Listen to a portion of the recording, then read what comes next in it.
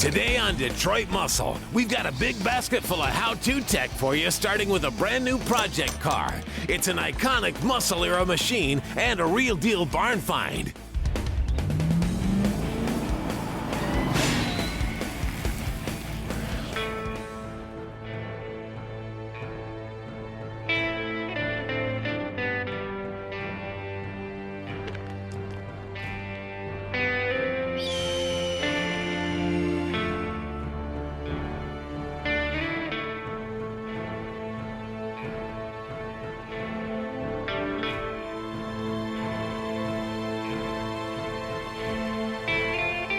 Hey guys, now obviously we're not in the shop right now. We're out on a treasure hunt, and we've all heard those cool stories about all those awesome cars hanging out in buildings a lot like this one.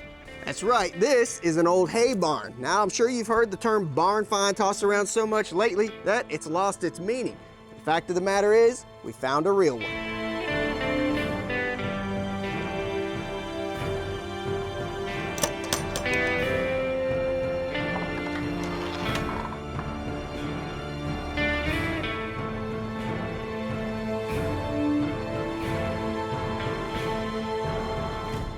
What this is a 1972 Chevrolet Chevelle Malibu. They're one of the most popular and most sought after muscle cars that ever rolled out of Detroit. And this is our next build. But this isn't anything special or rare. It's not a big block or an SS. In fact, it's a small block with a bench seat and a column shift. So it's a blank slate. We can do whatever we'd like.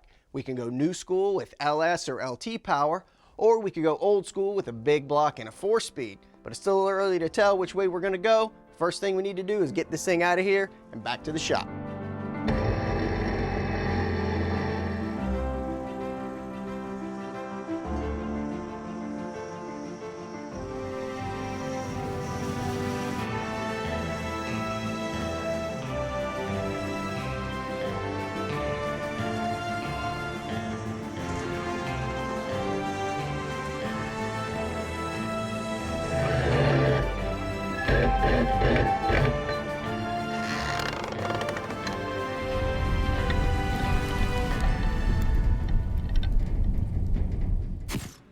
Now we got our Chevelle off the trailer and we're just about ready to take it all apart. But before we do that, we want to give it a quick bath for a couple of reasons. One, we want to wash off what's left of that bird.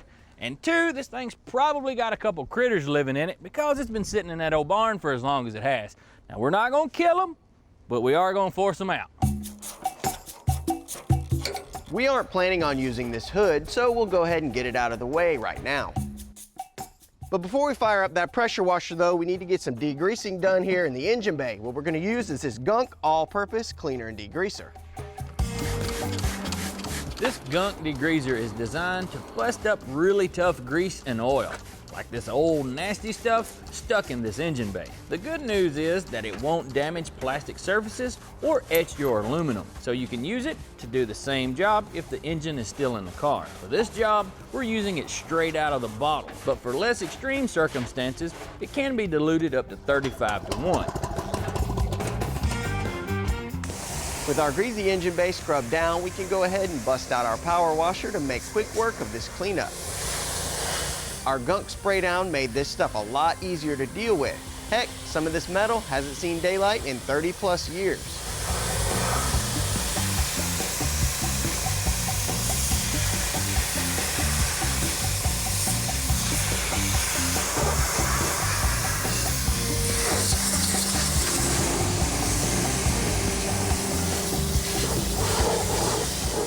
With that done, we can move on to the body. Boy, does she need a bath real bad.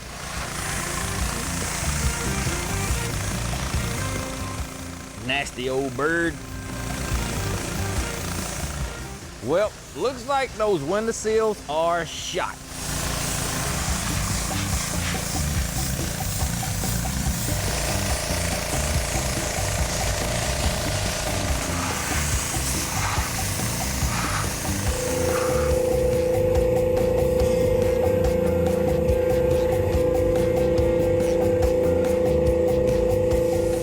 This old girl is sure looking a lot better already. Just look at that engine bay. Just look at it. Well, we let our Chevelle drip dry, and I have to say it sure does look a whole lot better and definitely smells a lot better. Not on the inside, it doesn't. As a matter of fact, since we're in here now, we're gonna do the easiest and the least expensive part of building an old car. That's the teardown. Coming up, we'll do some automotive archaeology on our Chevelle. Jackpot! Hey guys, welcome back. Now that we've got our Chevelle all cleaned up in here in the shop, we can start evaluating its overall condition, get an idea of what all needs to be replaced, and get a game plan for attack. After removing the dirt, some of the old bodywork is starting to push through, and you can see it right up here. Now the old car definitely has rust in the bottom of the quarters on both sides, so we're going to need those, and hopefully we're not going to need a roof. But we're not just going to fix those major issues, slap a paint job on this thing, drop in an engine, and send it down the road. No, we're going to do a complete build. And the best way to figure out what our canvas looks like and to provide us with a really good foundation is to strip off all this old paint. So the next thing we need to do is get this thing torn down, gut that interior, send it off to the blaster. Well, one thing's for sure. We got us a good low rust car as we started to really find out while we take it apart. The telltale sign is that all the bolts come off much more easily than most cars of this age. There's a lot to be said for keeping it out of the weather for a couple of decades, even if it's in a hay barn. Well, we made pretty good headway tearing the old Chevelle down, but we've hit kind of a small snag. We can't get into the trunk, which isn't that big of a deal, but we got a couple of ways we want to show you to try to get in there. Now, when we pulled the keys out of the ignition, both of them were square. Back in the day, GM kind of had a square key that indicated for the ignition switch and kind of a round shaped one that was for the locks.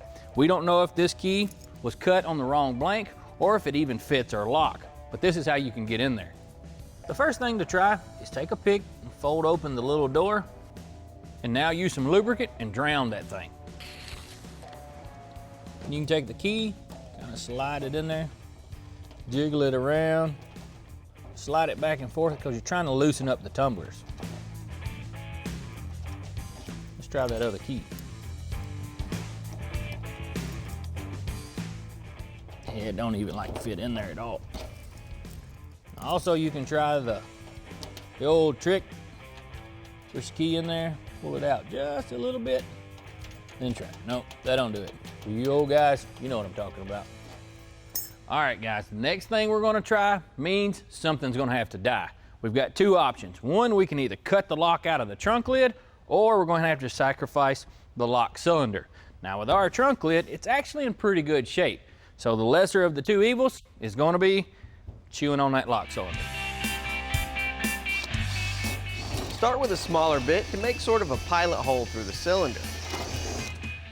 Then jump to a 1/2 inch and wiggle it around to remove the metal that makes up the locking mechanism. You don't need to use much pressure.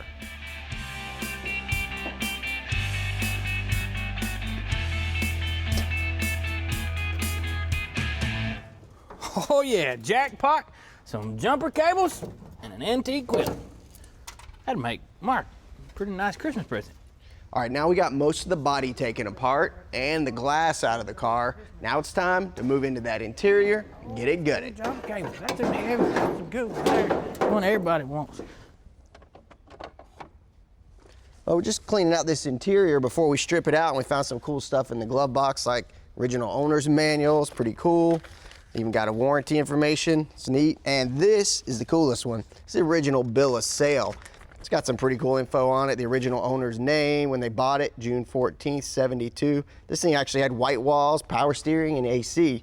Coolest part about this, though, shows here, owner traded in a 1966 Chevy 2. They even got $1,400 for a trade-in, so that's pretty cool. I think we'll hold on to that. Well, we need to get the rest of this interior stripped out and get the body separated from the frame, send them off to the blaster. Today on Detroit Muscle, we've got a Chevelle floor that's looking pretty holy, so it's time for some sheet metal surgery.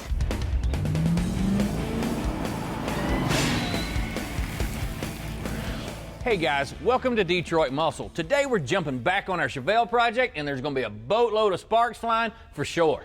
The last time you saw this thing, we were ripping and tearing into it and taking off everything that was screwed or glued into place to get it torn down and sent off to the blaster.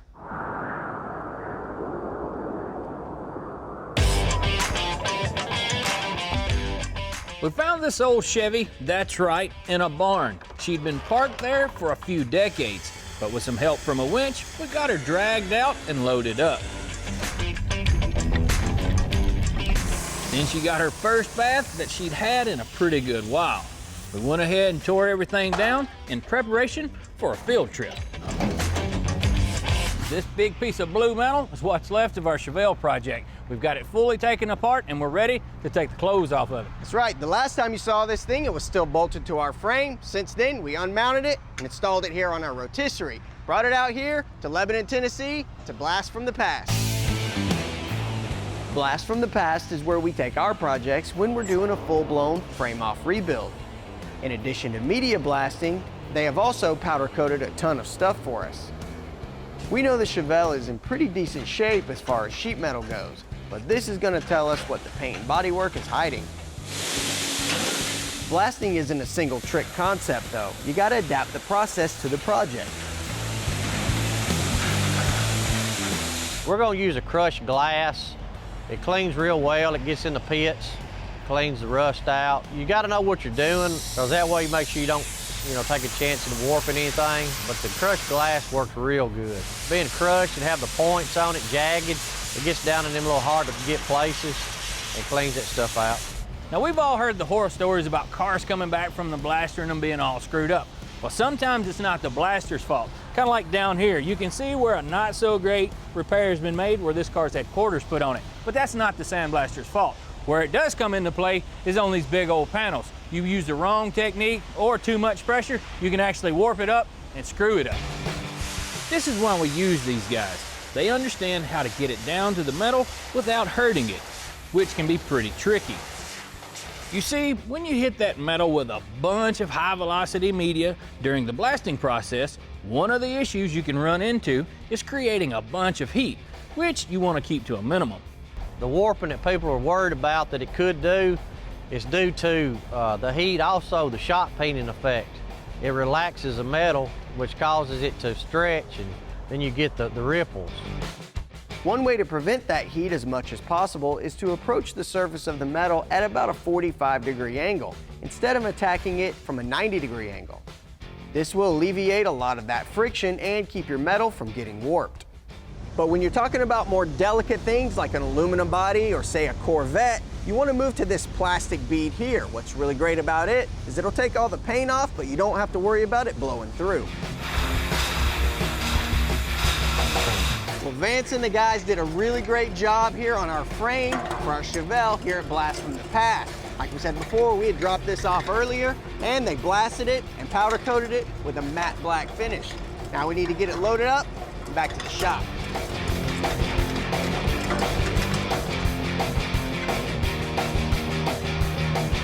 Good?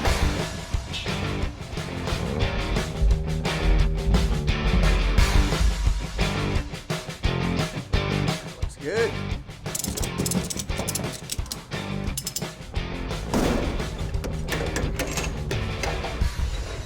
Check it out. Here's our frame. Now we've got it back in the shop and it's ready to just have some things bolted to it. Now normally we don't like farming stuff like this out, but with a frame, something this size, it's a no-brainer. We're not getting too crazy with our suspension, so we decided to keep our frame rails completely stock. We went with a semi-gloss black finish. It looks great and will complement the underside of the car, not to mention that the powder coat is super durable. But we're not going to jump on this thing today. In fact, we've got a bunch of parts ordered that we're going to bolt to this thing. That's going to have to wait until next time. What we're going to do is start cutting up our body and repair where all those tin worms have chewed on this old bow tie. We knew this ride was going to need both rear quarters, inner and outer wheel wells, and was hoping not to need a roof. Turns out the roof is in good shape. I guess you could say we had our rose-colored glasses on regarding the floors in this old car, because whenever we pulled the carpet out, we knew we had some rust and rot, but we didn't think we had this much. Yeah, when we sent our Chevelle's body off to be stripped, we called up Auto Metal Direct to order up some sheet metal. Now we ordered these floor halves with the anticipation of cutting them up and using bits and pieces of both to fix our floor. But now that we've got it stripped, we see there's more damage than we anticipated, so we're gonna have to go a different route. This is our new plan of attack. Yeah, it's a giant piece of metal, but in all reality, this thing can save you a whole lot of work. If you factored in cutting out 5 or 6 different places and then coming back and finishing them out to make them look like the floor's never been cut up or anything, well, this is a smarter choice. We're gonna bust out our ESOB Rebel welder and start bracing up the car. This is the first thing we'll do because that big floor pan functions as a structural component. And if we cut it out without bracing it, it can bend and the whole car will be out of shape. And boy, we don't want to have to fool with all that.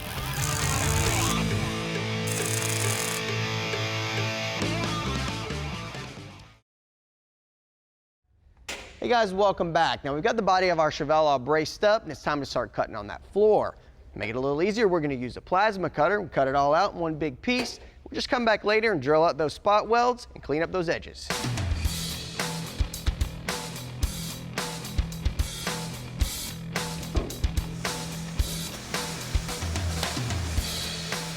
We're going to make sure that all of our cuts are just a bit inside where the panels are welded together, because you don't want to cut into the panel that we need to attach our new one to. It's okay to get close, but make sure you leave a little room.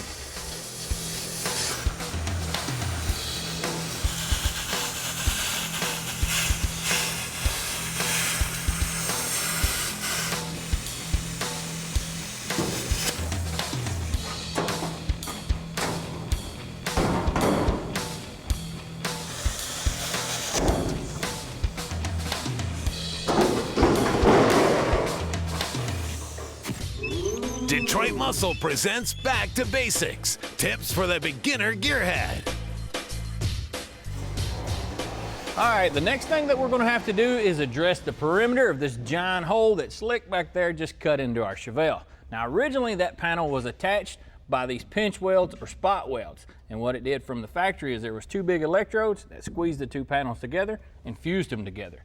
Now for us, we don't have that type of equipment, and we're going to have to use some rosette welds to kind of duplicate that. Now cutting this thing out, there's probably going to be about 900,000 of them stupid spot welds in this car, but there's a couple tips for you to show you how to cut them out. Now the one tool that most everybody's going to have in their toolbox that you can make work in a situation like this is just a plain old drill bit. Now normally whenever you're trying to do that, you want to just drill through the top layer, and to do that, when you lay it up there, well, you kind of have to wallow it around just a bit so that the edges will dig in and cut just that top side. The other thing you can do or buy is one of these purpose-made tools. Now, it's kind of like a baby hole saw, and it works pretty similar, except for you don't have to wallow it around. One other thing you can use is a plasma torch. Now, this thing will make short work of a lot of that stuff, but in all reality, it's kind of like fishing with a grenade. You can make a mess pretty quick. So if you're not as skilled at operating that thing, a better choice would be the slower two. Now whenever you're doing sheet metal like we are here on the Chevelle, you kind of have to assess the situation on panel to panel basis, if you will. Now right through here, we're going to be able to take that plasma torch and cut out all those spot welds to remove this piece, because we have this thing on a rotisserie. If it wasn't on the rotisserie, what you want to do is drill through this piece and not through that one, because you're going to be welding this thing from the top. With us, rotisserie, it's going to save us some work.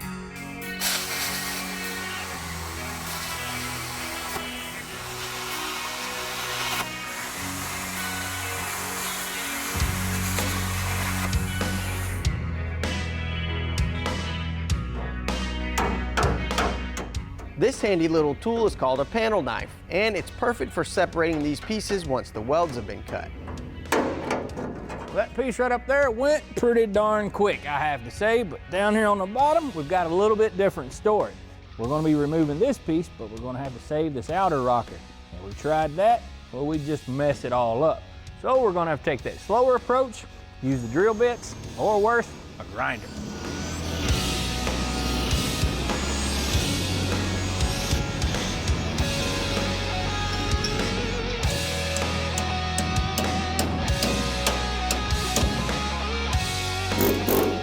You can use an air hammer to buzz these panels apart, but just be careful you don't get into that metal you don't want to cut into.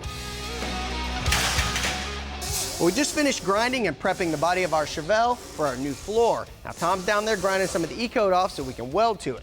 Now we just need to lift it up into place, which can be a little awkward, but then again, so are we, so I think we got this.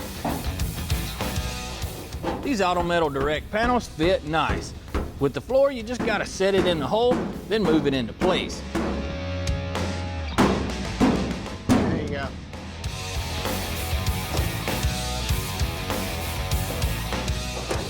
We'll use some Clecos to hold it at home, roll that big old Chevy over, then grab that ESOB Rebel again, start pumping rosette welds into this dude.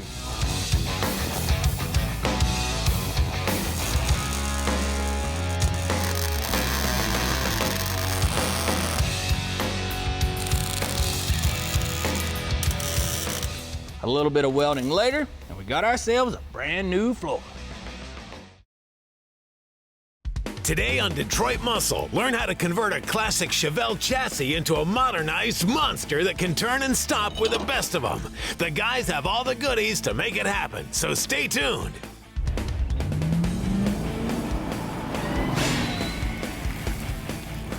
Hey guys, welcome to Detroit Muscle. Now when the term muscle car is tossed out there for a lot of you at home, the first car that comes to mind is a Chevelle. Same for us. We actually have one of our own here, and we found it in a barn. This 72 model hadn't seen the light of day in a few decades, but we got her loaded up on the trailer, then gave her a bath, then she went to the blaster, and after that, we put a new floor in her. With that done, the next thing we gotta do is get this thing back together because I've gotta cut them quarter panels off that body and I can't do it with it on a rotisserie. So that whenever we get this car back together, and make it a little easier to move it around in the shop, we gotta get some wheels under this thing. To get our Chevelle's chassis where we need it to be, we're gonna have to do some serious suspension upgrades. All this stuff you see out on the tables here, well, it comes as one kit from QA1. All of this stuff bolts in the factory location, starting in the rear with these tubular lowers, adjustable uppers, and adjustable trailing arms. It even comes with these polyurethane bushings that bolt into the factory housing.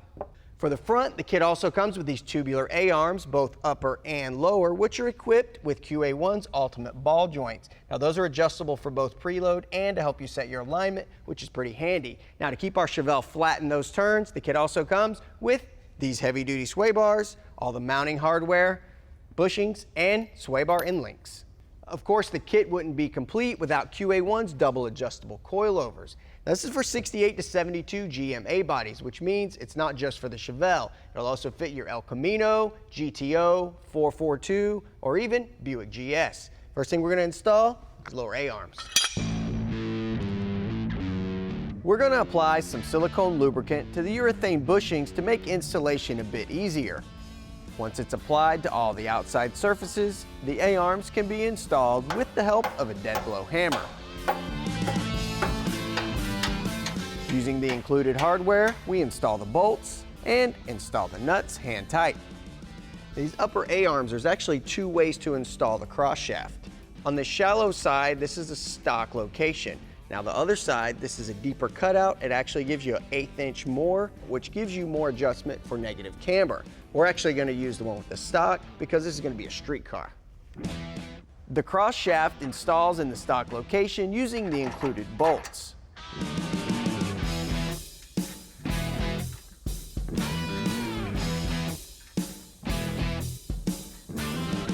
It's time to start assembling our front shocks. The first thing to go on is this lock nut. We're going to run this all the way down until it's at the bottom of the threads, no farther than that. The next thing is going to be the spring seat. Now that's not where they're going to be at ride height anyway. Those are actually going to be too low. So now's a good time to lubricate those threads with some anti-seize. This is a really important part because if you don't lubricate these threads, it can cause galling on this aluminum shock body, and that'll void your warranty on your shock, and that'll be bad because you won't be able to adjust your ride height. Another thing is we're using a nickel-based anti-seize here and not a copper-based. That way it blends in with the shock body and it looks a lot nicer than the copper would. We're also going to put anti-seize on this thrust washer here. Now we could just use the thrust washer and then put the spring on top of it, but we're actually going to be using a thrust bearing as well. So the thrust washer goes on first, then the thrust bearing. Then we'll anti-seize this other thrust washer, and it goes on as well. And that's where your spring sits.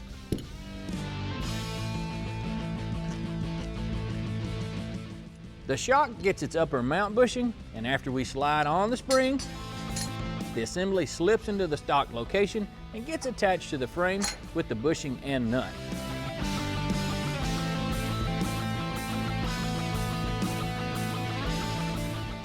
The lower mount on the coilover gets attached using this adapter bracket.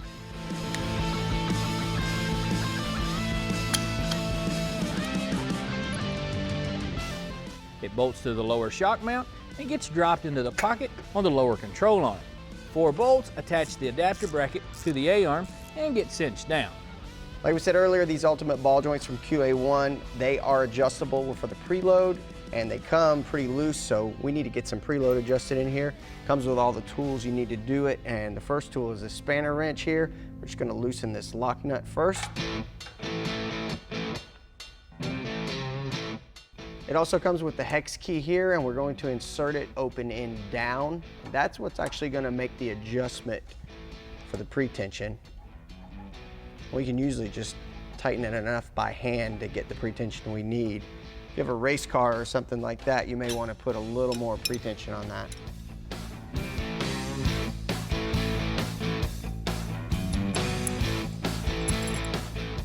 Then we just hold the hex key and tighten that lock nut.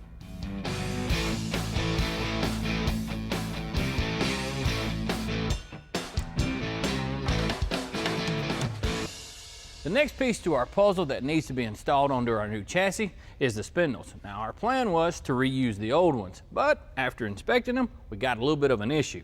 Now if you look here on the top, you can kind of see where the bearing was, but the problem is whenever you spin it over, you can see that the spindle is blued. What's happened here is that bearing got loose and it spun on this stub. And if you try to reuse this thing, well, that bearing's gonna have a roar to it. So you need to make sure to just swap them out for some new ones. For replacement spindles, we just called up Summit Racing and they had exactly what we were needing. We went ahead and sprayed on a coat of that Duplicolor cast coat to keep this thing from rusting. Now one thing to keep in mind before you install this spindle is to index your ball joints. That may not sound like much, but doing this little tip can make it a lot easier to get that cotter pin in or out later down the road. These new spindles are just like the originals and slip right onto our ball joints. Starting with the lower, we attach it with the standard castle nut, which gets tightened and secured with a cotter pin. The same goes for the top. Just tighten that nut and install the cotter pin to keep it in place. Up next, learn how to measure and set up an aftermarket brake system, as well as adapting brackets to accept a beefed-up rear end. Hey guys, thanks for coming back to see us. While you were gone, I bolted in the sway bar, but I'm gonna have to wait to put the link on it until we get this thing sitting on the ground because I need that control arm to come up just a bit. But that's no big deal. So the next thing to do that, we need to put some brakes on this thing. And Mr. Mark over there, he's got something he wants to show you. Since our Chevelle was originally equipped with drum brakes all the way around, we decided to upgrade to aftermarket disc brakes. So we turned to Bear Brakes for one of its Bear Claw Pro Plus kits. This is a 13-inch kit, so it comes with the 13-inch drilled and slotted rotors. These are 2-piece, so they have an aluminum hat, makes them more lightweight. It comes with their 6-piece, 6-piston compact calipers in your choice of colors. We chose black, and it also comes with the pads. And the best thing about this kit is that it's designed specifically for 68 to 72 A bodies. It comes with everything you need to install it, like the brake hose, all the mounting hardware, and this hub that mounts to our stock spindle. First thing though, caliper bracket. This aluminum bracket is side specific, so make sure you have the right one. The bolts slide through the bracket and the spindle, followed by the steering arm. Those can then be tightened up because they're not going anywhere. The adapter plate is next, which can be tightened for now, but we'll need to shim it up later. The hubs come fully assembled with pre-packed bearings already inside. It's followed up by the castle nut, then a trusty old cotter pin, and a fancy aluminum dust cap. The rotor can then go on and be held in place with a lug nut or two. The caliper sits on the adapter plate and gets snugged down for now.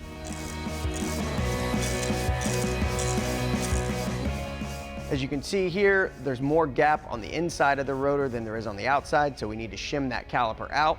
You just need to take some measurements to see how far we need to shim it. We'll take a couple of measurements on each side and get an average. The first measurement is 751 thousandths, followed by 765. On the other side, 563.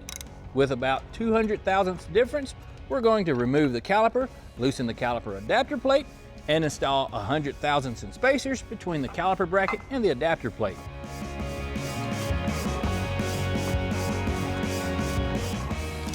Those get tightened, and with the caliper back in place, we can check our measurements. Our new measurements range from 651 thousandths to 665 thousandths. So, we're good. With the brakes buttoned up, we're going to move on to the steering. So we went to year one and got us a quick ratio steering box. This has got a 12-to-1 ratio. It'll turn from lock to lock in 2 3/4 turns. What that means is that'll help us old Chevelle whenever you start snatching on that steering wheel. I'm going to go ahead and get this stuff bolted in. See y'all in a few. Stick around and we'll get our new rear end plugged into our Chevelle chassis. Hey, welcome back. While you were gone, we got our brand new rear end busted out of the crate, and we've got it here in the paint booth. Check this thing out. This is Curry Enterprises bolt-in rear end for the A body. So it's got all the provisions and mounts to bolt directly into your Chevelle, El Camino, GTO, or any other A body of that era. We got ours with the fabricated F9 housing and back brace, 35 spline True Track differential, of course 35 spline axles, and the provisions for those bare brakes. Now when we ordered ours, we ordered it bare because we weren't sure what color we were going to go with at the time. So now we just need to get this thing cleaned up, get a couple of coats of paint on it to protect it from the elements. Since the rear end came with the axles already installed, we're going to pull those out first, followed by the T-bolts and bump stops.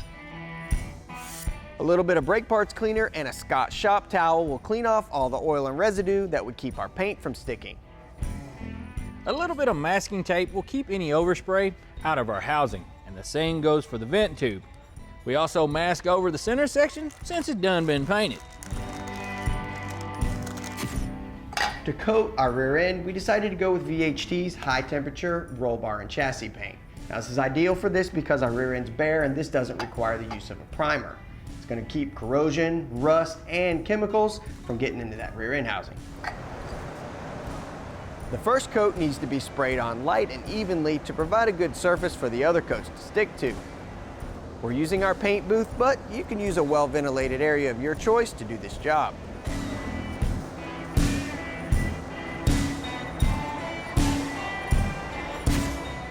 After a 10-minute flash time, the second coat can go on. This is a medium coat that should provide us plenty of coverage, but we'll go ahead with a third coat just for good measure. Well, old Mark's got that rear all shined up and it's ready to slide up under our frame. I went ahead and installed our QA1 links and we're just about ready to install this thing. But we're going to do a coilover conversion on this car, and back in the day, well, they wasn't thinking about coilovers in any form or fashion.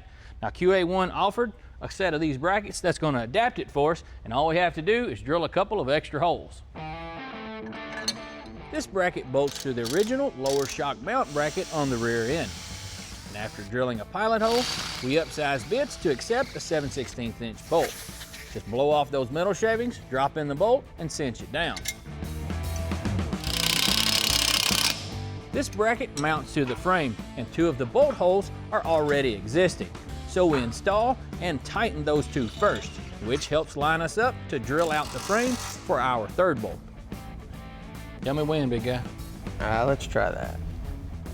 The upper control arms slide onto the mounts attached to the rear end and bolt into place.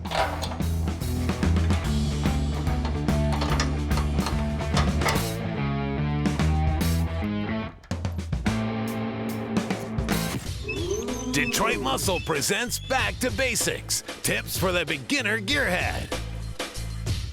When you're doing a full suspension install like we're doing on our Chevelle, there's a lot of things to take into consideration. One of those is the type of bushings you use in your control arms.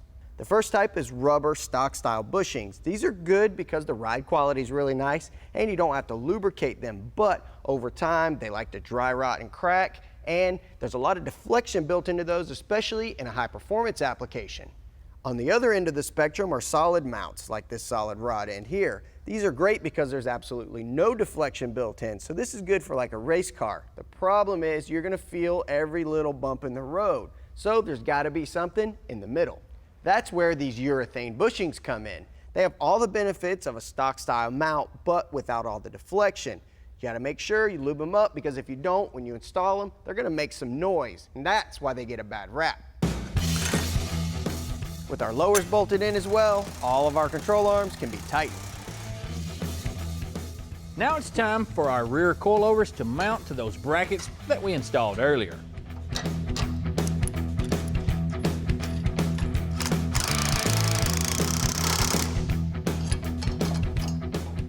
The rear sway bar is next, and with a little bit of persuasion, bolts to the lower control arms and gets tightened down. We added the bare brakes, and our rear is ready to roll. Still ahead, we'll take a look at how to mount brake lines for great looks and reliability. Hey guys, glad you made your way back. Now we're just about to the finish line with assembling our chassis for our 72 Chevelle project. The next task at hand is going to be installing the brake lines. Now to save us a bit of time, we went to year one and got us a full stainless steel kit for a 68 to 72. With it being stainless steel, you don't have to worry about it rusting or anything like that, and it's going to stay looking good for a long time.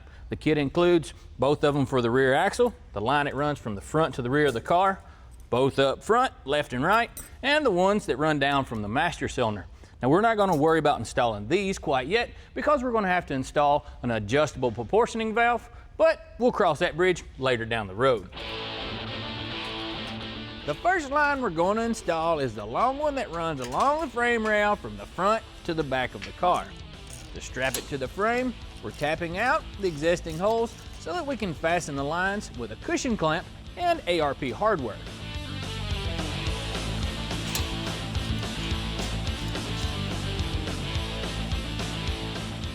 We'll do this all the way down in the same locations that the original mounts were located.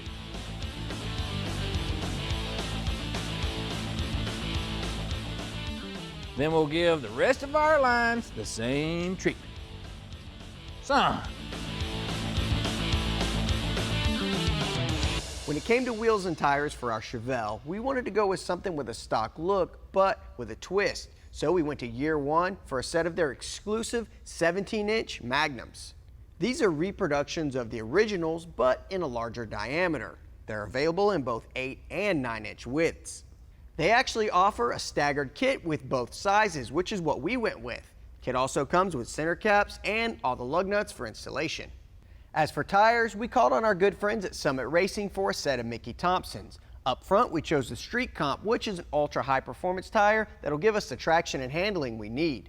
But in the rear, we decided to go with Mickey's new ET Street SS Drag Radials. This is a super sticky tire that's going to give us the traction we need on those launches, but it's also DOT compliant. Now the reason we went with these is because we've got something special planned for the underhood of that Chevelle, but you're going to have to learn about that later.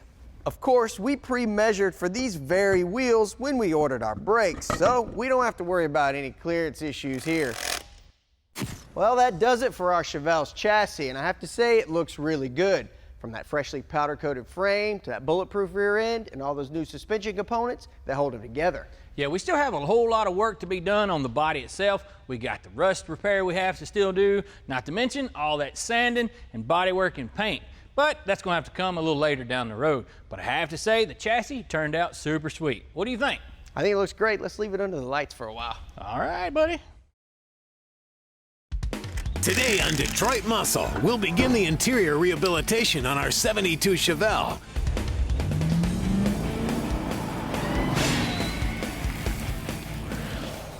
When we first found our Chevelle, we dragged it out of a barn after almost 20 years of rest. and gave it a long-needed bath. She made a trip to the blaster to reveal the condition of the sheet metal, and we stuck a new floor in it right away. Then while the chassis was off, we upgraded the suspension. We've got a couple of things going on with our Chevelle today, and one of those is obviously the interior. And we called up Original Parts Group for basically everything we need to redo the interior of our 72 Chevelle. And best part, most of this stuff comes under one single part number, which is great because it comes with all the normal things you would order, like a dash pad, sill plates, and visors, but it also comes with things you may forget, like all these clips and trinkets, and ashtrays and pedal pads. Heck, it even comes with the window cranks, door handles. Of course, it comes with all the normal things you would expect an interior kit to come with, like the headliner, trim panels, armrests. It's even got door panels. The part of the kit that we're going to be dealing with today, though, is going to be the seat upholstery. So while he's busy bending up some hog rings, I'm going to do a little bit of sheet metal work. Now, a few of you out there may have noticed that our Chevelle is missing a few pieces, kind of like the quarter panel, the tail panel, and this other quarter. But, you know, I guess you could say I've got my work cut out. Now, I'm going to keep after this thing and do what I do and go ahead and get busy. Now, obviously, since we've still got a bunch of sheet metal work left to do on our Chevelle, we can't be putting all that interior in just yet. But there are some things you can do away from the car on the bench that'll help you advance your project along. Or maybe you just need a break from doing the bodywork. One of those things is going to be reupholstering the seats. Now, these seats have seen better days. This is our front seat, and it's, well, it's got some stains and rips and tears, and it doesn't smell very good either. Now, those hog rings that Tom was talking about earlier, well, this is them right here. And what they do is they clamp through the upholstery and hold it tight over the seat frame. Sometimes it clamps the upholstery to itself, and other times it clamps it to the frame.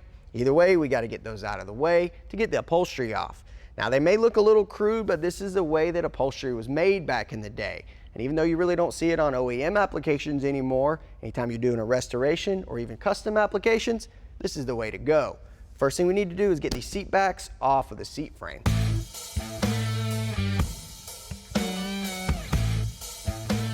It all starts by removing this clip that holds the seat back to the bottom. Then some wiggling will free it up. After that, you have to rotate the back around to detach it from the base. See, when you're tearing an old seat apart like this, you never know what you're gonna find, like an old gas receipt, somebody bought a couple quarts of oil, and what do we have here? Like chain, something?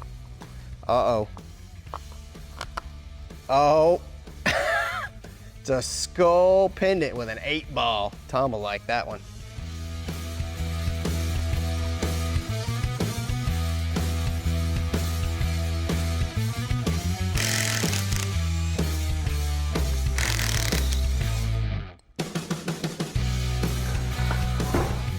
With all that stuff removed from the top, we can flip it over and start detaching the old upholstery. There are dozens of these old hog rings on here, and they're really what holds this thing together.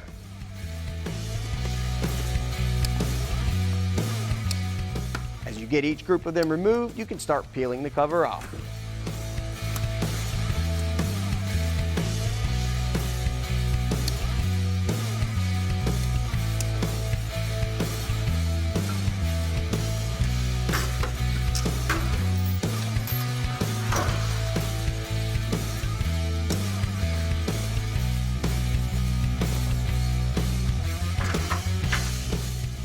We'll save these seat belt channels to be reused later, then get the old foam pulled off.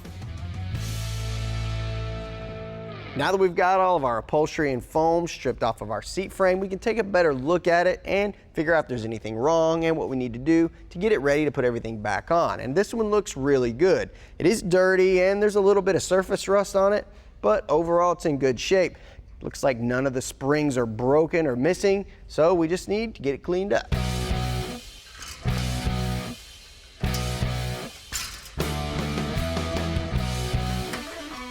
One thing we noticed while we're tearing this thing down is that the tracks are frozen and won't move.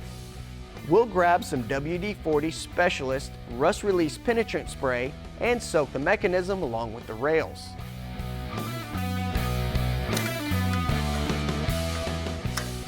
After it sits for a bit, we'll see if that got our slide working again. We'll go ahead and repeat that procedure on the other side. Then articulate both back and forth to get them loosened up. Looks like we got everything working again.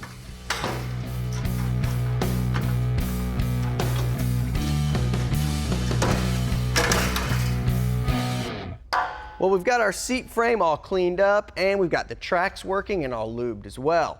Now, there's still some rust here, so we need to do something about that. And what we're gonna do is we're gonna use Duplicolor's Rust Fix. I'll just spray this onto the surface and it's actually going to transform the rust into kind of a black primer, something we can paint over. It's gonna get rid of the rust we have and keep rust from coming back.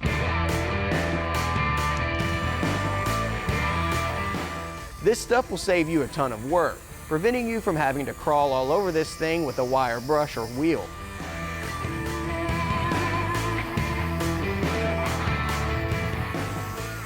As it starts to react with the rust on the frame, you can see the color changing. Then after it's dried out, we're good to go. We'll go ahead and paint it with some black Duplicolor enamel and let it dry.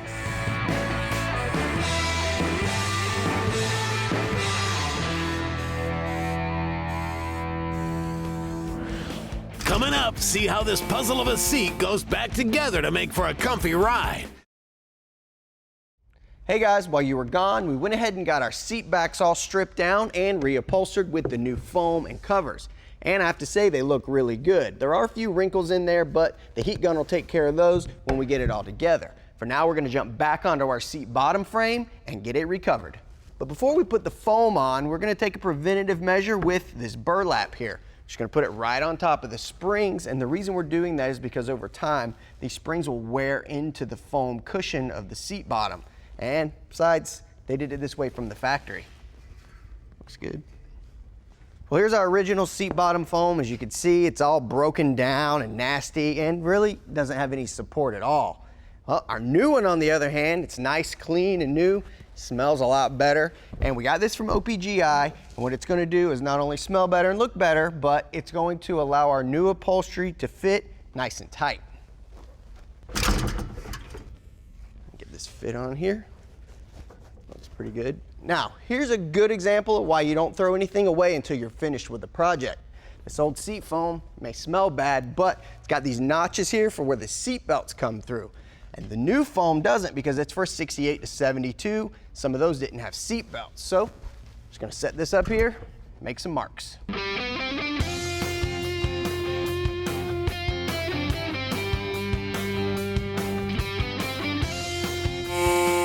If you've got one of these body saws, they'll cut through this foam like butter and give you nice edges as well. With that done, it's time to start thinking about putting our fabric over our foam. Now, we got these seat covers from Original Parts Group with the rest of our interior, and they've got the vinyl construction with the Elkide styled inserts, just like they would have had from the factory. But we can't go slapping them on just yet. There's something we need to do first. See, on the underside of the cover, they've got this loop of fabric sewn in here, and this is what the hog rings will attach to. Now, you could just put the hog rings right through this and onto the seat frame, but it still could pull through. Instead, just like the factory, we've got this rod that goes into here, and as we fish it through, you'll see it's gonna provide a nice little spot for that hog ring to grab onto.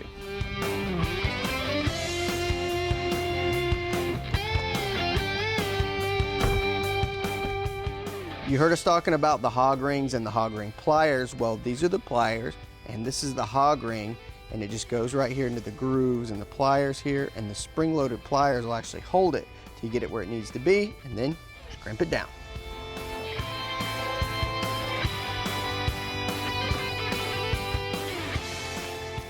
Don't let anybody tell you that upholstery guys don't earn their keep, because it takes a lot of tugging and grunting to get a good set of covers on.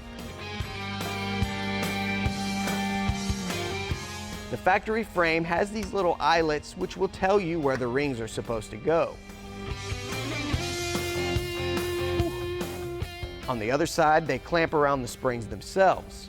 You want to pull all of these really tight because your cover needs to fit as tightly around the foam and frame as possible. We'll also cut a few reliefs for things like this post. Well, there you have it. There's our seat. We've come a long way from where we started. Get the heat gun after it, get those wrinkles out later, but it's ready to go on the car as soon as the car is ready. Hey guys, welcome back. Now we're working on the interior of our 72 Chevelle, and we've run into a bit of a snag. See, our kick panels here, well, they come paint to match, and the interior is going to be this medium blue here, so we need to do something about that. But before we can just paint or dye our panel here, we have to take some things into consideration. And the main thing is to make sure this thing's prepped properly. There's a few things here we need to look at. One is this texture that's built into this panel. If we don't scuff it right, well, the paint's not going to stick. Another thing is, since this is brand new, there's probably some releasing agents that are on here, and if we don't get those off, the paint won't stick either. We're going to start with the clean and scuff sponge, move over to the plastic adhesion wipe, and then finally the advanced plastic bond. This all comes as a kit called the Plastic Prep System, and we got it from Single Source in Nashville. It's made by PPG. The sponge does a couple of things. The green side is abrasive and it helps scuff the surface for a tooth that the paint can stick to. The solution helps wash away any unwanted chemicals that could be on the surface. We'll wash it and wipe it off, then move to the next step. That's going to be this wipe, which is soaked in a solution similar to wax and grease remover, but designed for plastics. With it dried, you can hit it with the plastic bond, which is an adhesion promoter.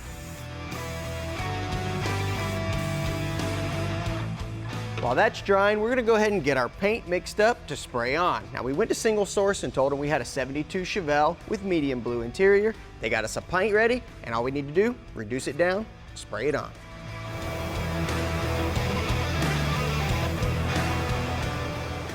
A couple of coats will get you fixed up, and you've got yourself a painted panel.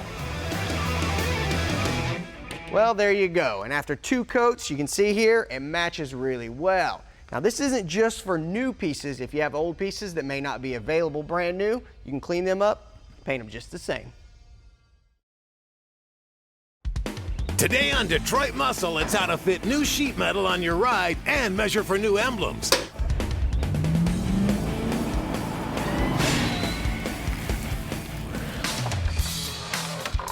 When we found our Chevelle, it had been sitting in a barn for a couple of decades, so the first thing we did was wash it off.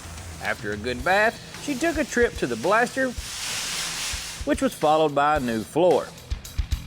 While the body was off, we upgraded our suspension, then mated the frame to the body for some more sheet metal work.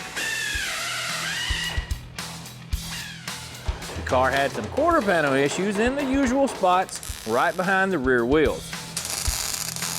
There you go. We've got our quarters on that we got from Auto Metal Direct. It wasn't too bad, and it's starting to look like a car again.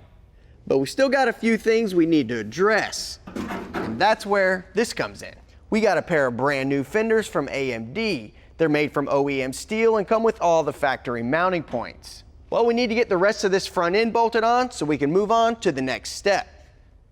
Now, before we cut that old quarter off, we went ahead and lined up our door so that we'd have a reference point on how to line up this new quarter. Now, this gap isn't what I'd call street rod nice, but it's far better than some of those OEMs that I've seen out there. Now, the next step that we're going to be doing is installing all that AMD sheet metal on the front of this car, and we've got to get it lined up as well.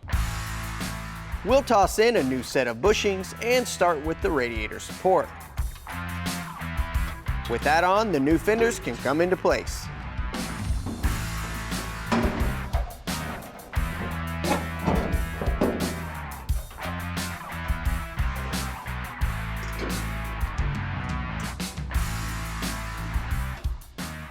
Like Tommy said earlier, we mounted the doors before we cut the quarters off, so all the body lines are good from the front of the door back, which means we can use the leading edge of the door here to adjust our fenders. Now, you might say this paint stick right here is the industry standard for the thickness of a gap on body lines, so we're going to use this to figure out where we need to put our fender. All right, as we stick this paint stick in here, you can see here that the gap's way too wide up here, but then as we go down, you can see it gets tighter and tighter till we finally get down here where it's just about right. Then it tightens up too tight down here, so the top of the fender needs to come back and the bottom of the fender needs to go forward. But another thing to take into consideration is where it lies here in line with the door. It's actually sticking out a little bit here. But the fender sticking out just a little bit isn't really a main concern of ours. If this was a really nice show car, something we were gonna try to win an award with, we might want to make sure that was nice and flat. But actually, a lot of these cars came from the factory with the fender sticking out a little bit or the door in a little bit to cut down on wind noise and to allow that door to go behind the fender when it opens. But we are going to make sure that we get this gap just right, but there's a few things to take into consideration when doing that. When you see that the gap's too big here, you may think you need to just push the fender back at the top. But because this is one piece of metal, what happens here is going to affect what happens elsewhere, like at the bottom where we said the gap was too tight. So the best way to remedy this is to make sure all the bolts are loose and then rotate the entire fender. One good way to do that is get a buddy up front and watch the gaps while he gives it a wiggle. Help me out, Tom. A little bit. Just straight back. All right, down a little. Perfect. And now we've got a pretty even gap throughout most of the door here. But now that we've got it there, we see that we've got a new problem where the fender's lower than the door, so we're gonna have to shim that fender up. This is a pretty simple concept. Just loosen the mounting bolt enough to enable some shims to slide into place. Then check your alignment. A lot better. That looks pretty good. All right, well, that gets our fender where we need it to be, so now just need to get these bolts tightened.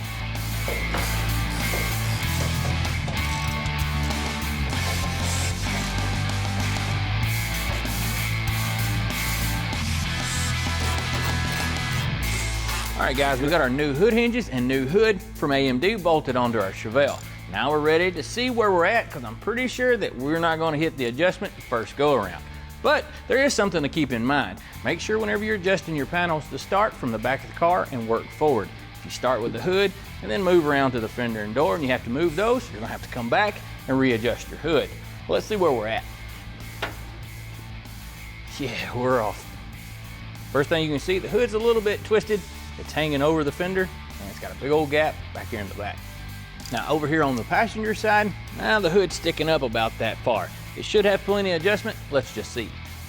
The rear hinge bolt is loose, so that doesn't help, but we'll loosen the front and lean the whole thing back. Then we'll tighten them to check the fit.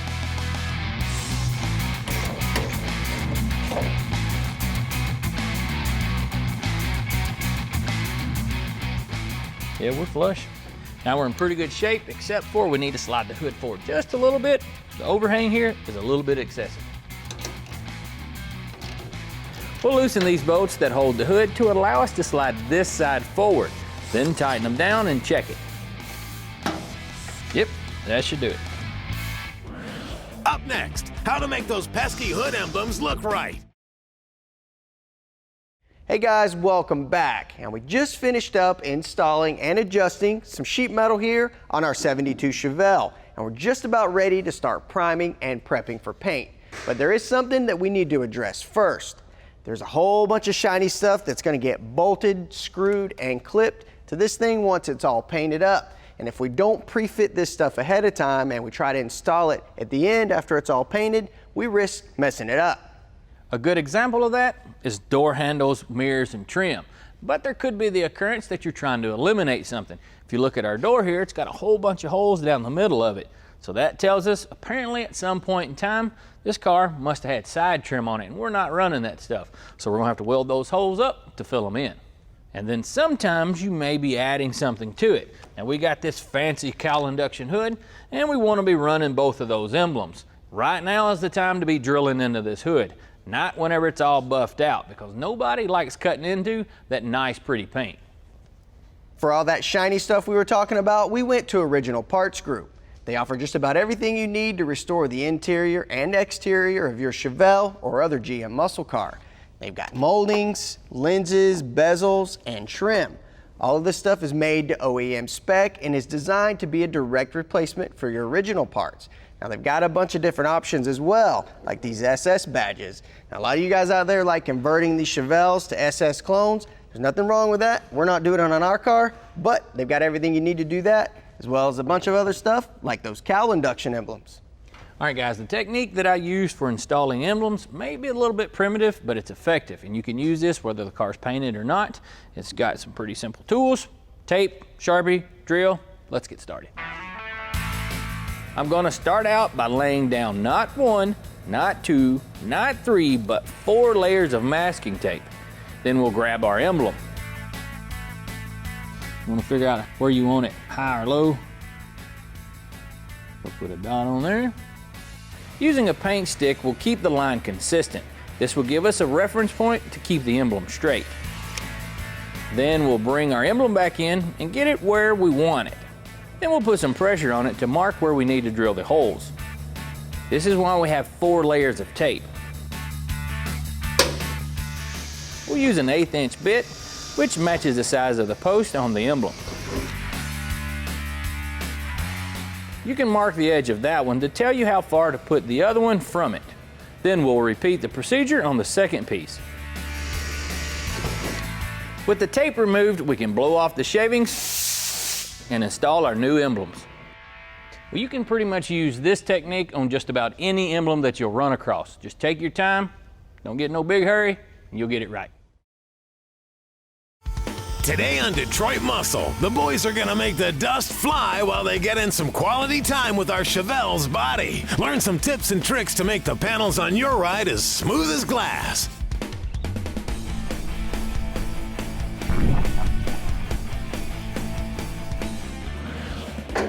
Hey guys, we're back on our Chevelle project today, and we're going to be working on the bodywork. Now this oftentimes is the chore that is, let's say, the most dreaded and by far the most labor intensive. But this is where all that hard work of redoing your ride gets to shine.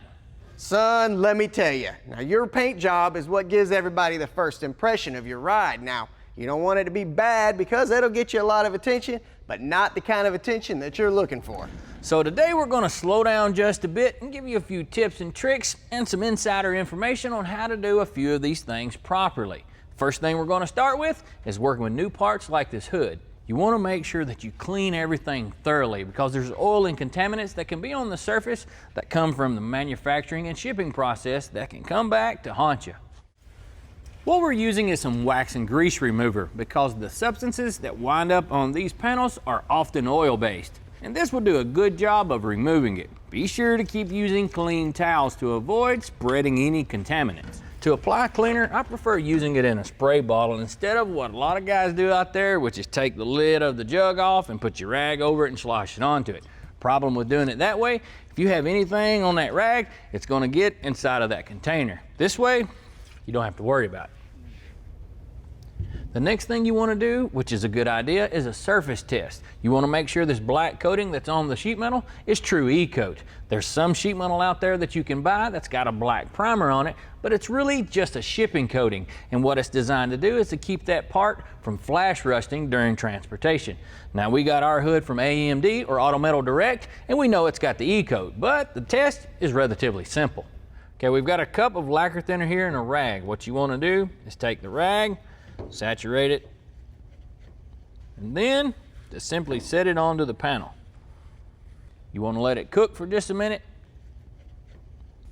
If you have any black on the rag, it's not true E-coat, and you're going to have to sand it all off. If you're like we are, you're good to go. All right guys, the next thing we're going to be doing is prepping for some primer. Depending on your paint manufacturer, they may have different recommendations. Some of them out there say once the surface is clean, you're ready to start sealing, and then you can move on to paint. Or you may have to scuff it lightly if it's exposed to direct sunlight. Now we're going to go ahead and scuff ours down with some 500 to 600 grit paper here on the big flat surfaces, and then follow that up around the curves with this red pad. You want to keep a light, even pressure on the DA sander because with an aggressive tool like this, you could gouge down through the E-coat into bare metal. Now you don't really want to sand the E-coat off, you just want to knock a shine down. Try not to sand through it, just scuff it up. You need to make sure to be extra careful on the body lines and where the panel is curved. These spots are easier to mess up if you get into a hurry. Don't be afraid to grab an abrasive pad or sandpaper and do those places by hand. A lot of people might not know, but DA stands for dual action. And when we slow the video way down, you can see why.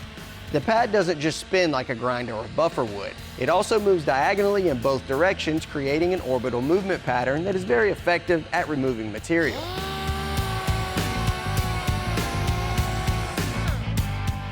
With the main body of the work done, we'll bust out that red pad and scuff down the spots we either couldn't get to or wanted to be a little more careful with. By using a scuff pad to scuff these edges here, guys, make sure to kind of pay attention while you're scuffing. If you ain't careful, you'll run off, slip off, and cut yourself on these edges. It's a good way to make a quick trip to the emergency room.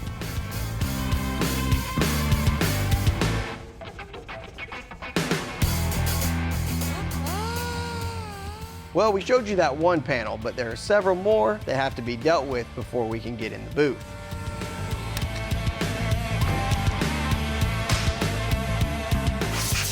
Cleaning off the surface once you're done is important, so get you a blower and some cleaner and make sure that thing is clean as a whistle. Now we can start getting ready to prime. We'll jump in the spray booth with our newly prepped panels and get to spraying. Now you can spray on 1 coat or 2 coats. I'm going to spray on 2 just for good measure.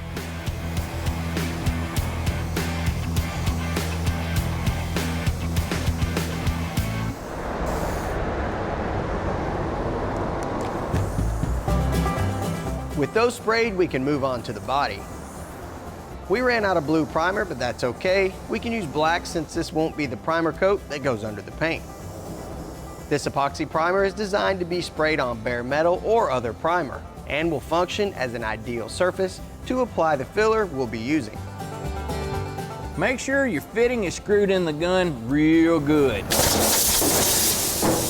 That way you don't wind up looking like a snake wrangler.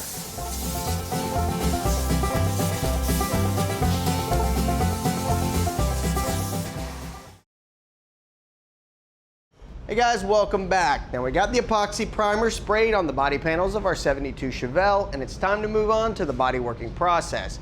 There's a few things we need to consider before we just start slapping some mud on here. One is the amount of this primer we put down. If you just put 1 coat, a couple hours, you can go ahead and start this process. But if you put a couple coats on like we did, you want to wait several hours or even overnight, which is what we did. Other thing is you got to figure out where you're actually going to put the filler. Now in a situation like this where you can see a ding, well, that's pretty easy, but there may be spots on this panel that you can't see with the naked eye. And in order to find those, we're gonna use some 180 grit sandpaper on a rubber block. The idea with this is to keep the strokes light and apply even pressure. You wanna change the direction frequently using an X pattern to do the work. One thing to keep in mind here is with this epoxy primer is it'll ball up on the sandpaper, and you want to keep that from happening as much as possible. Even though we're keeping a light pressure on the block, it's still going to do that a little bit because this primer hasn't completely cured. So you just need to make sure you keep an eye on that, pull that off, get you a fresh piece on there.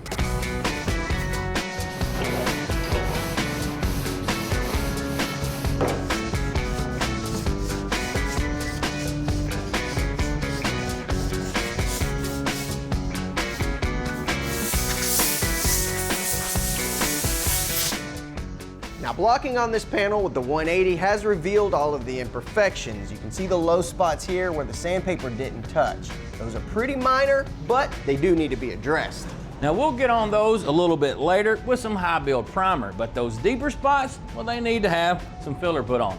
Now as a general rule of thumb, I don't like to have filler any thicker than 3/16. Now depending on the manufacturer of it, some of them say you can stretch it out to a 1/4 inch thick maximum. But you just don't want to use no more than you have to. This stuff isn't a glue, isn't any kind of reinforcement, but you can use it to shape the panel. If you have to get it thicker than that, you need to resort to a hammer and dolly, or to get it closer so you don't need as much. Now when you're mixing this stuff, make sure to fold it over. Don't be acting like you're making a bunch of mashed potatoes out of it, because you don't want to mix it incorrectly, or you're going to wind up with a bunch of air pockets. You want to make sure the surface is dust free, so just wipe it down good. With this primer being relatively fresh, we can go ahead without sanding on it.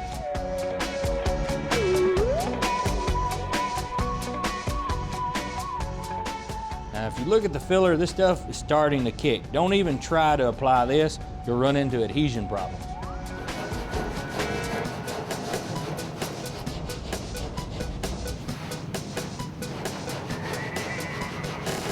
While you're doing this, you also don't want to sand off the blue primer or your epoxy primer off in there, because that's where you get your corrosion resistance from.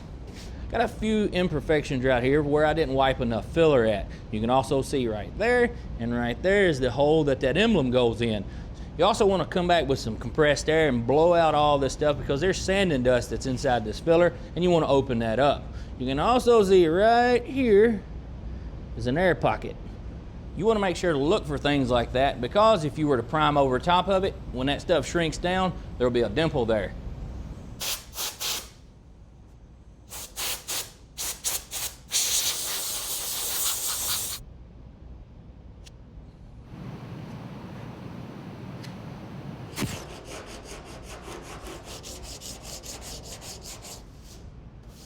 Well, that one's fixed up. I got a few more I need to do some dough work on. After that, this deck lid will be ready for some primer. Hey guys, welcome back. Now we're going to get back started on the bodywork of our old Chevelle, and we're ready to spray on a different type of primer. Detroit Muscle presents Back to Basics, tips for the beginner gearhead. Now I'm sure you've heard a whole bunch of different terms whenever it comes to primer, so we want to slow down and explain your basic options. Now the first thing we're going to talk about is lacquer primer. Now this stuff is very economically priced because it's old technology. It was widely used back in the day, but that's really about the best they had. Now the viscosity of this stuff is pretty thick. It's like a high build primer, but it's only a 1K, meaning all you need to spray it is a thinner to mix in with it. Now a lot of guys still use this stuff, but it's on implement and farm tractors and that kind of thing, and that's why it's still around today. Now this stuff is a high build urethane primer. It takes an activator to make it cure. Now at first glance you would think that it's not as good because it's a lot thinner, but this is a completely different animal. Since this is a 2K, it takes an activator to make it cure, and that greatly increases its lifespan over top of that lacquer primer. But this primer also takes a tie coat to make it stick to metal, because you can't spray it straight on. And then you have a super high build primer. This is a polyester primer, and oftentimes it's considered a sprayable form of filler, but it takes special equipment just to spray it on because it's so darn thick. Now you can use this stuff if you've got a panel that's got waves in it. Heck, I've even seen it used to remove hail dents. Before we get much further, I want to talk about shrinkage. Now all primers shrink to some form or fashion because they have a thinner or reducer in them to make them a sprayable form. And once that stuff evaporates out, that material causes it to draw up, and that's the shrinkage. But all of them do it at a different rate. So I created a little experiment here with 3 different materials, same amount in each cup, just to show you how much they shrank. The first we're going to talk about is polyester. Now by far, this is the most stable because the talc in it is a lot greater in size than the other primers, and it has a lot less reducer in it. Next up is the 2K urethane primer. Now this stuff has the talc in it ground a little bit finer than that polyester, but it also has activated resins in it that help keep it from shrinking up as much. But you can definitely tell that it's got some solvent in it. Next up is lacquer primer. At first glance, you'd think it didn't shrink that much, but actually it shrank a bunch. Here it's a lot thinner, and it started actually pulling apart. By far, this is the least stable of the 3. Now these 2 primers are a 2K primer, and they take an activator to make them cure, where the lacquer primer, it just simply dries. Now I'm not going to recommend this, but you could take lacquer primer, like this big old plug, sand it into a powder, pour it into a cup, pour a little thinner with it, mix it up. You could actually respray it, where if you use these other 2, you just have dust and some thinner. We're ready to start spraying on our poly primer. Now I took the needles out of both of these guns to show you the difference in the 2. If you look at this hole here, it's a lot bigger. That allows you to spray that thicker fluid, where this other one is a lot smaller, and it's more for stuff like paint and clear. Since we're using it to help smooth out any minor low or high spots left in these panels, we're going to use that high build poly primer, which you follow up with a good amount of time with a longboard.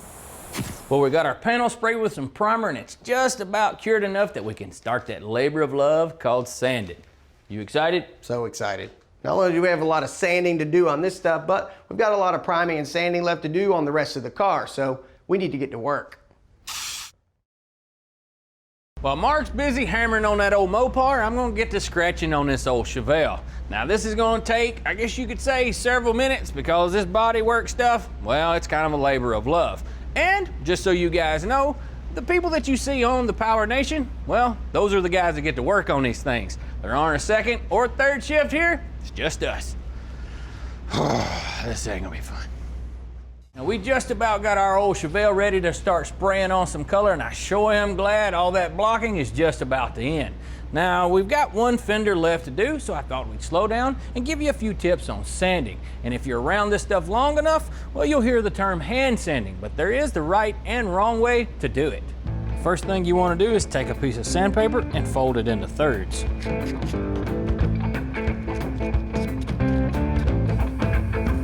We're gonna slap on a little bit of guide coat to show you what we're talking about.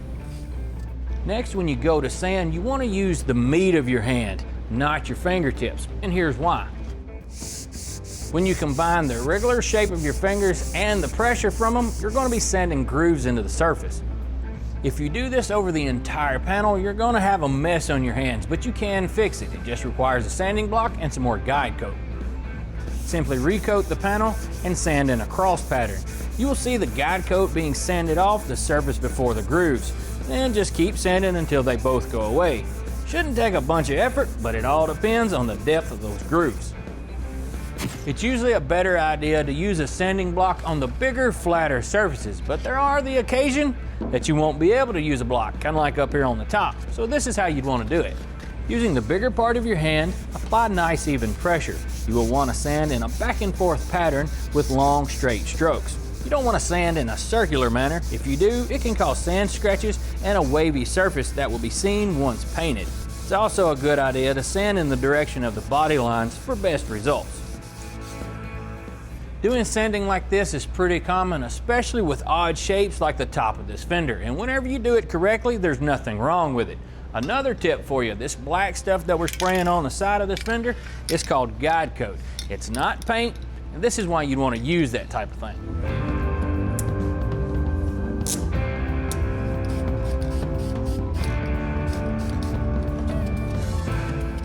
I'm going to start sanding on this side that I sprayed the guide coat on first, then go over to this side, and you'll see the difference in the two.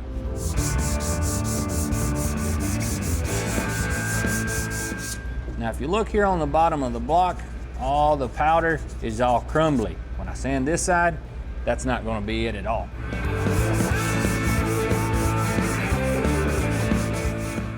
Now if you notice, this stuff is starting to cake up just a bit, and that's because it's paint, not that guide coat.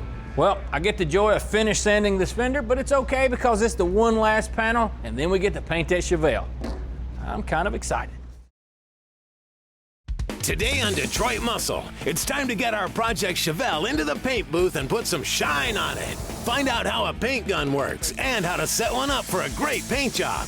Plus a masking technique for soft lines. And we'll get our Chevelle body mounted back on the chassis.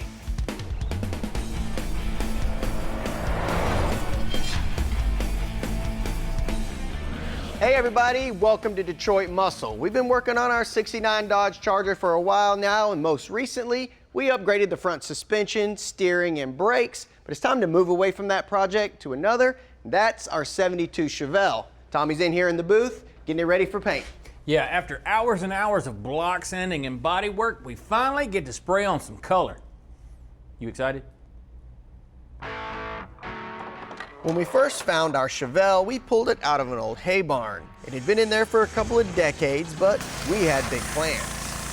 Part of those plans included a whole lot of sheet metal work, in addition to upgraded suspension, wheels, and tires. Oh, and don't forget, lots of sanding. You may be sitting there thinking about our car the way we've got it taped up, that it looks kind of odd and done in a weird way. Well, we've got a couple of reasons why we've done that.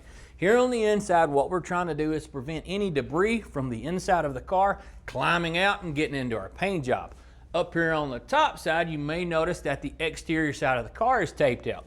Well, the reason we're doing that is we're going to be spraying the door jambs first, along with the underside of the car. Now under here, we are going to clear coat it along with the firewall because we're going to have to marry the car back to the chassis and then assemble everything back together. Well, to do that, there's a reason for that.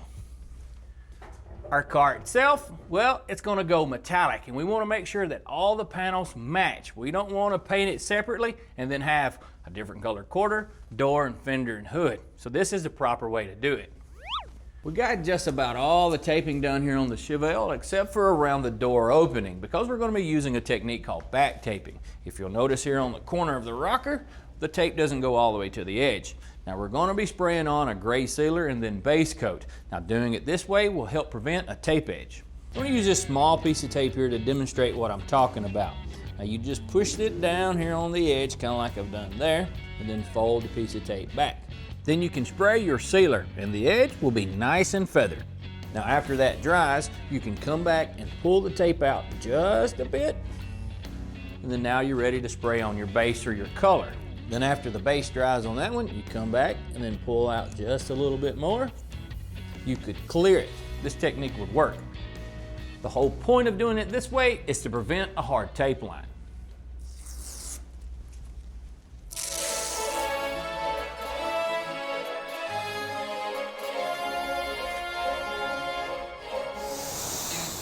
The first thing we're spraying is a coat of sealer.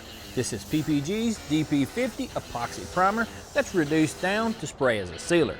Now you can do 2 coats, but 1 is plenty for us.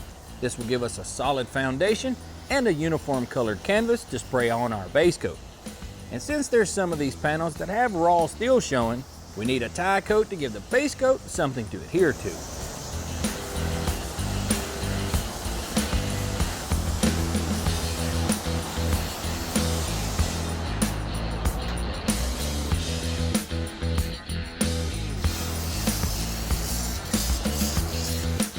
From the factory, some cars have a texturized coating sprayed onto them in certain areas. They use this both as a sound deadener and to help seal up body seams. We're spraying a 2-part rubberized coating to simulate that. It may look a little primitive, but we're going to spray body color over it and it will look really nice. Okay guys, the time to spray on color is dangerously close, but before we get too carried away, I want to slow down and give you a few tips on how to set up your spray gun. Now a few of these may help you guys out there that's kind of new to the game and want to try your hand at painting, but we're going to start with the adjustments of the paint gun. The first thing is the pressure gauge. Now it's very simple. You just got a knob here that you have to twist to make the pressure go up or down. This particular unit is a digital, and they make them with a needle and a gauge as well. Next is the fluid needle adjustment. Now that's very simple. You just turn this knob to allow more or less fluid pass through the gun. Now as I turn this thing, you'll notice that the trigger is being pushed forward. That makes less fluid pass through. Next is your fan air adjustment. Now what this one does, as you crank it in or out, it either dials the pattern in real narrow or real wide. And you'd want that adjustment depending on what you're trying to do. Like if you're trying to spray in some nook and crannies, you'll probably get it real narrow. Or if you're doing it all over, you'd adjust it pretty wide. Okay guys, we're in the paint booth and we've got a little piece of paper hanging on the wall. We want to do is a spray out to test our pattern. Now with the paint gun, you've got the trigger and it's got 2 stages to it. The first one that you pull onto just allows air to pass through, where whenever you engage into the second one, well, it opens the needle and allows fluid to be passed through. Now doing this test, you want to keep it about 8 to 10 inches away from the surface. Also, you want to pull and engage just the air and then pull the trigger completely, then instantly release it. Now this particular one is a little bit too fat here in the middle because you can tell that it tapers off on each end. So we need to open it up a bit. And to make that adjustment, you just turn your fan adjustment knob, then try it again. Now that's a lot better. It's a little bit narrow, just need to make another adjustment. Now to make that adjustment, you just simply turn that knob a little bit more. All right, that one's a little light, but looks good. While Tommy's spraying that bow tie blue, figured I'd show you guys a little bow tie horsepower. This is a sneak peek at the engine that's going to be going into our Chevelle. It may be a small block Chevy, but it's not your run-of-the-mill engine. This thing is a 406 cubic inch small block with a dart block and an eagle rotating assembly. It's got AFR 220cc eliminator heads, bringing the compression ratio to 9:1. But up top is where this thing really starts to work, with a QFT 850 CFM carb, with an F1A Pro Charger. Guys down in Engine Power put this thing on the engine dyno and it made a whopping 993 horsepower at 15 pounds of boost. Now that's with 93 octane pump gas with a little bit of race gas added to it. Coming up, we'll get started spraying the Chevelle with some groovy metallic blue, along with some more tech on gun setup. And we'll finally get that body back on the chassis.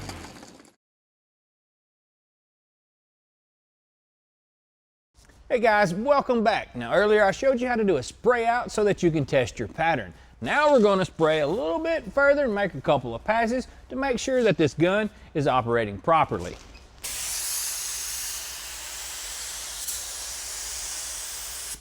Now that looks pretty consistent. You don't want to see any stuttering or sputtering, that kind of thing, because that would indicate a problem. Now there are some other problems out there that you can run into, kind of like these.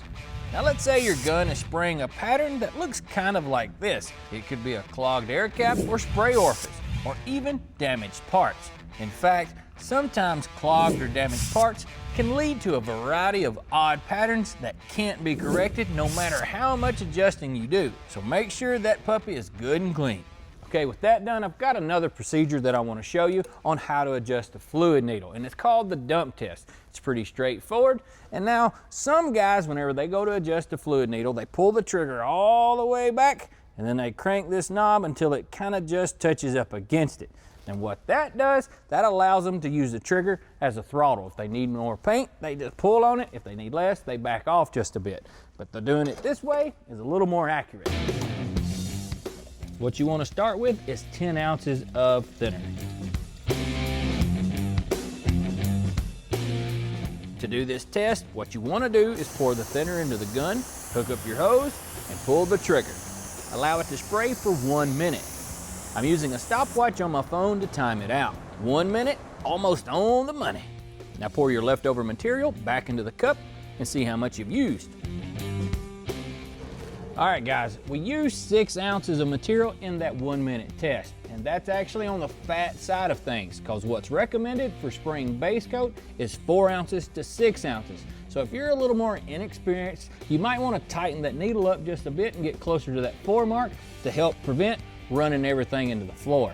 But if you're spraying clear coat, the recommendation is actually 6 to 10, so you'd have to back it out just a bit. Hope this helps you.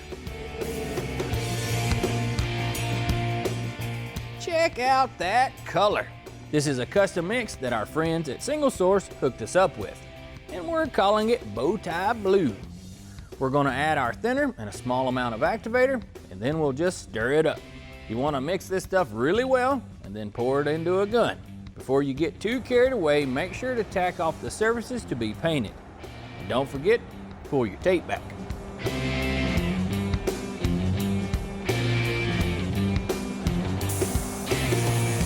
Finally, we're able to start spraying on this awesome color and a huge step closer to the finish line with our Chevelle. This first coat doesn't have to cover every nook and cranny. You're just looking for one nice uniform application. We're going to put 3 coats of base on here, and that'll do it.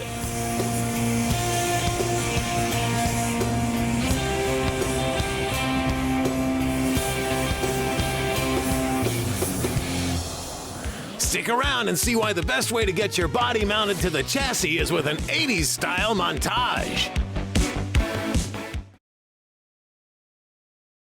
All right, we got our base coat sprayed on, and now we're gonna have to do a little bit of masking because we don't want to clear coat the door jambs, but we are gonna be clear coating the top of the firewall, and the belly, because we're gonna be marrying the car to the chassis. Whew, we're getting closer. I love taping. I love taping. Hey. I love taping. Now you don't have to get too precise right around here because you're not really gonna be blowing any clear up here. You just kind of want to tape it up just enough so that all the stuff that's settling and floating around in here don't get on the top of this thing. We're gonna put on a couple of coats of clear. We're starting on the top for no particular reason, getting the firewall and the cowl first. Like the base, you're looking for a nice even coat. All about that bottom now.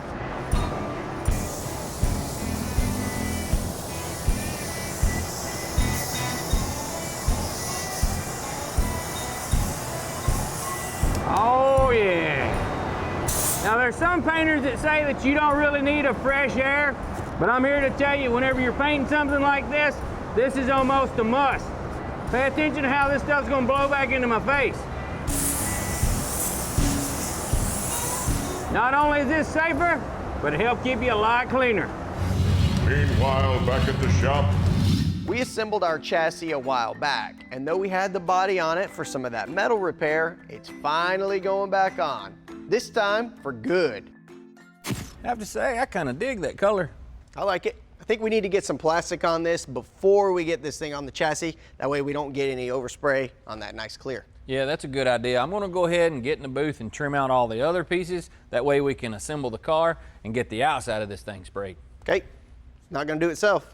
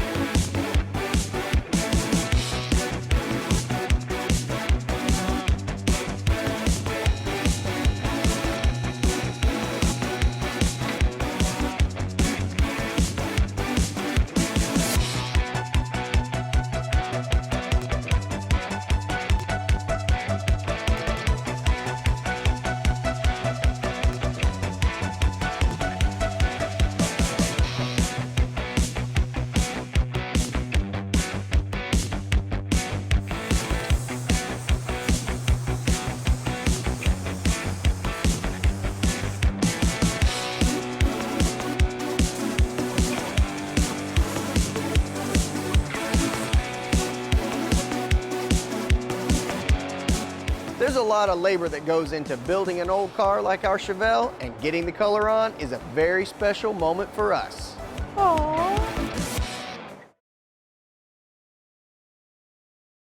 Hey, welcome back. While you were gone, we went ahead and got most of the body panels bolted back onto our Chevelle, and we have a good reason for that.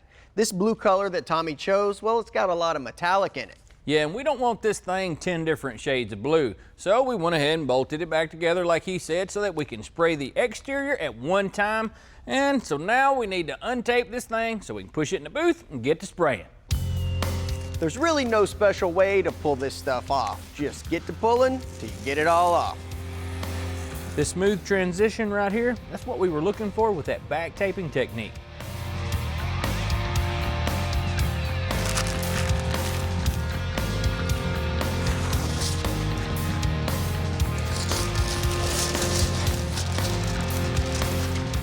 And back into the booth she goes. Up.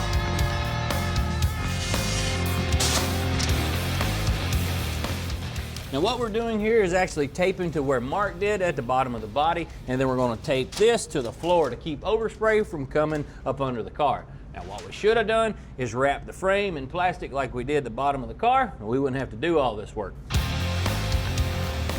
Like earlier, we're starting with a coat of sealer. It looks translucent, but that's because it's similar to the color of our primer.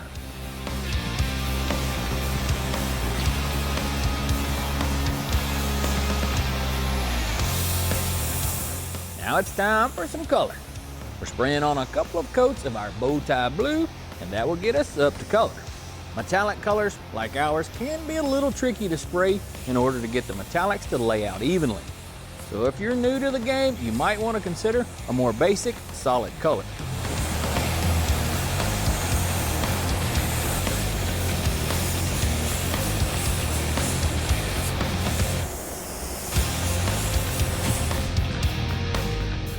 Now we're going to take it back apart so that we can clear coat everything individually. This will allow us to clear coat the back sides of the removable panels, as well as the door jambs and the exterior body. That will prevent us from having to do a couple more steps of masking and save us some time. We can't fit everything in the booth at once, so we'll do the body first since it's taped to the floor.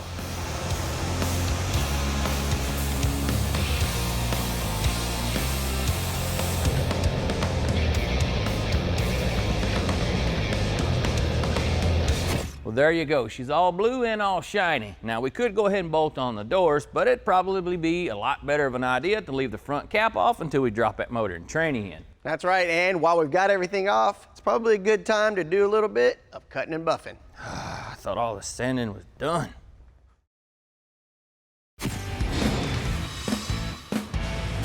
Hey guys, we're still working on our old Chevy and we made some pretty good progress. Now a while back we was able to spray our Chevelle and boy did it turn out nice. It's made quite a transformation. If you remember back, we drug it out of a barn. It got completely torn down, removing everything that we could.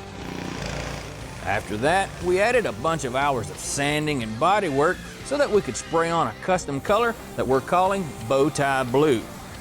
The next step that we're going to do to this old girl is polish it out. Now, this step isn't really required, but it can take a paint job that looks pretty good and make it look great.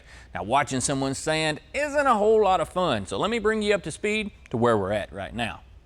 We began by wet sanding this fender down, removing all the orange peel that it had on it, starting with 1000 grit and then moving up to 1500. After that, we used a DA with some 3000 on it to help smooth it out a little bit more. We're going to be using a foam pad to polish out our fenders. Now, it's always a good idea to look at the surface that's going to be doing the work because you don't want to find any hidden jewels. Look to see if it has any debris or trash stuck on it, because if it does, it can damage or scratch your paint you're trying to shine back up. We're in pretty good shape, so we can move on. Also, take just a second and wipe down and clean the panel that you're about to buff. Just like that buffer pad, you want this surface to be clean. You don't want to mess it up by something being on it because you've been working so hard to make this thing look nice. Spray on some clean water, wipe it down. It's that simple. With that done, you're pretty much ready to start slinging some goo. Well, kinda. There isn't any real need to slather this thing in compound. All you need is a couple dime-sized amount, kind of spread out on the panel. Also, you want to make sure that the area that you're trying to buff is about a 1 foot by 2 foot. You get much bigger than that, well, the compound's going to start drying out, and that's going to cause you some more work. First, like we said, we'll put a few dollops of some compound onto the panel and slowly work it around. You'll want to have your buffer set on a low RPM. We have this one on 1000. Keep the buffer moving. If you stay in one spot too long, you'll run the risk of rubbing through the clear and getting into your base coat. This polish that we're using has a two-step process. The second step is similar to the first, but you use less material with the same technique. So with a little quality time with your buffer and a bit of rubbing, you can admire your work. Well, that looks pretty good. I gotta polish up the rest of this fender and the rest of the car. Guess I better get to work.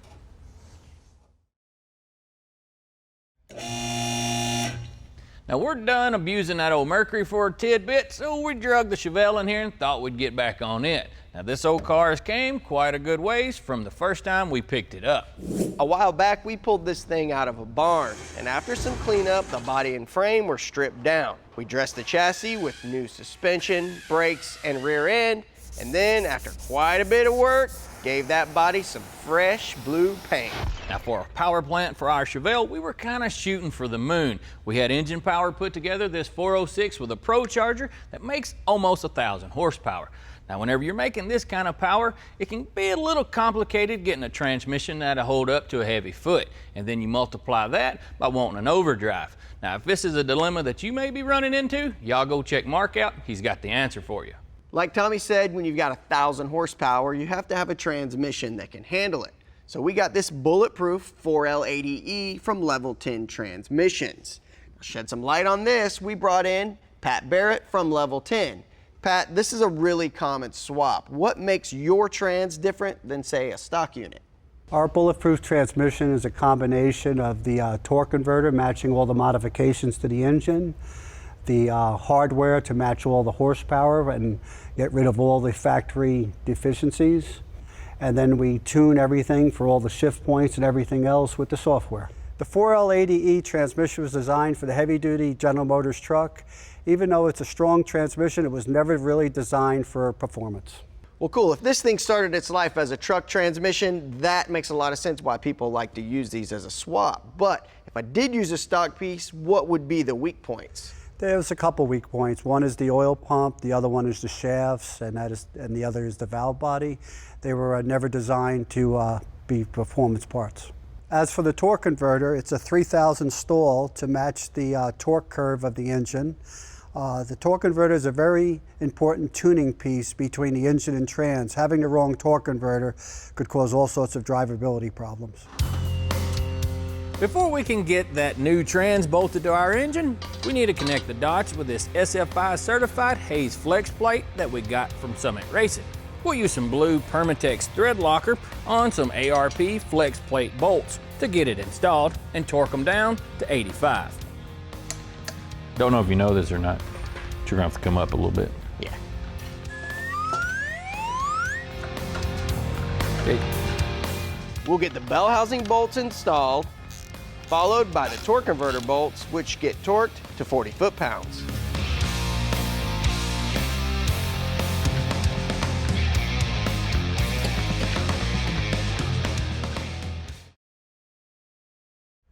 Well, we've been working on trying to get that motor ready to drop into our Chevelle, but we still like a couple more pieces before we can do that. So while Mark's rustling them things up, I'm going to work on spraying on some lizard skin here on the inside of our car. The first thing we're going to spray on is some of their sound control. Now that's going to greatly reduce the noise that's on the inside of the car. Then we're going to follow that up with some of this ceramic insulation. This will help control the temperature of the passenger compartment. The first step to getting started, well, you got to prep the surface. Now the inside of our car has been primed and that's fine, but it's been several weeks. Now with that being said, we're going to have to come in and scuff it. Now if you're working with a surface that's been sprayed within 5 to 7 days, it's okay to just go ahead and spray the stuff on, as long as the surface is clean. We've got a couple of hooks that we need to spray some primer on, and then we can spray on our lizard skin. We're using a red scuff pad to prep our floor. A good once over is all that it needs. We'll blow away all the dust so our lizard skin doesn't have any adhesion problems. Then we'll spray those rear seat hooks with a couple of coats of primer. What we're using is some Duplicolor etch primer.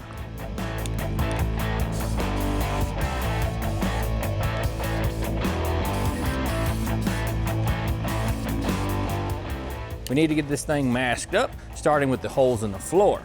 Since we've already sprayed that pretty blue paint, we want to protect it from getting any material onto it. We'll get the jams masked off and then move to the firewall. Lizard skin can be wiped off with some warm water, but this is more of a preventative move. It's a good idea to use quality materials. If you try to use newspaper and bottom shelf tape, unmasking can be a real nightmare. Well, we're pretty much all taped up, and this may look a little bit excessive, but whenever we go to spraying in here, there's liable to be like some air floating around with some overspray in it, and it'll get up here on the trunk or even on the top of the roof. Doing a little bit more masking right now can save you some labor, well, on cleanup. When you start off mixing this stuff, don't just throw the throttle wide open. Get the material moving, and then throw her in high range. You know you got the consistency right when it looks something like a milkshake. Cleanup can be done with plain old water, and a bucket like this works really well to get it all off so that it doesn't dry onto your mixer. Now all we need to do is pour in the material and we can get started. There's no respirator needed, but a dust mask is a good idea. This material is very forgiving, so it's super easy to spray on. And that's a good thing since this floor panel is such an odd shape. It may take a couple of cups to get it completely covered. With this gun, just keep it moving and you shouldn't have any trouble. We've let that dry for right at 24 hours and we're ready to start spraying on our thermal coating. Now if you're going to be using both of these products like we are, you need to do it in this order. Now just like our previous coating, you mix it the same way, pour it in the cup, and then you're ready to start spraying. The thermal coating is a little thicker than the sound control, so you'll have to crank up your pressure just a little bit. With both products, you want the ambient temperature to be around 75 degrees or above, but keep in mind that humidity will increase your dry times. It'll dry to the touch in an hour, but will completely cure in just 24 hours.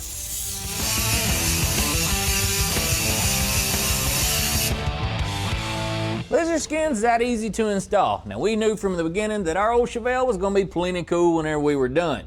But applying this stuff, well, it's gonna take that coolness to a whole different level. Not to mention, it's gonna make riding in it a little bit more quiet.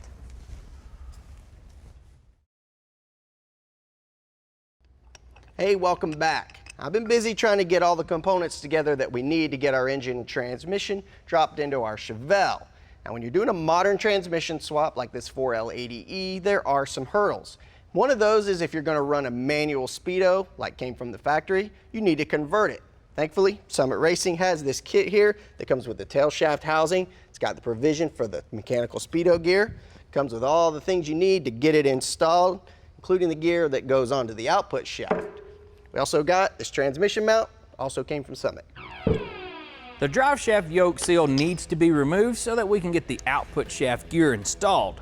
A little bit of WD-40 will lube the splines, and a brass punch and a hammer will drive it into place. And then using a 3/32 hex, we'll get the 3 set screws tightened, which hold the gear to the shaft. The new tail housing can go on and the bolts get torqued.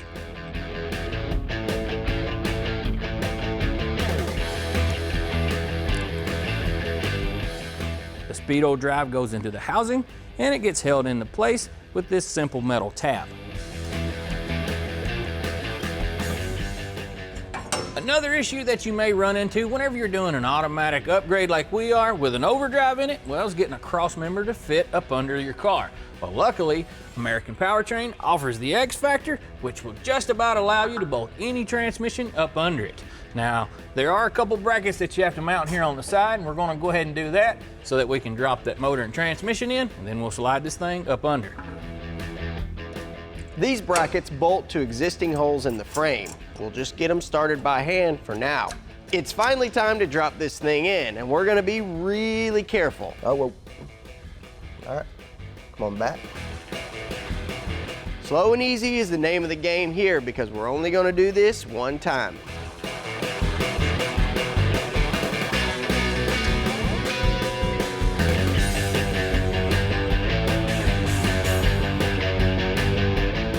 And she's finally in place.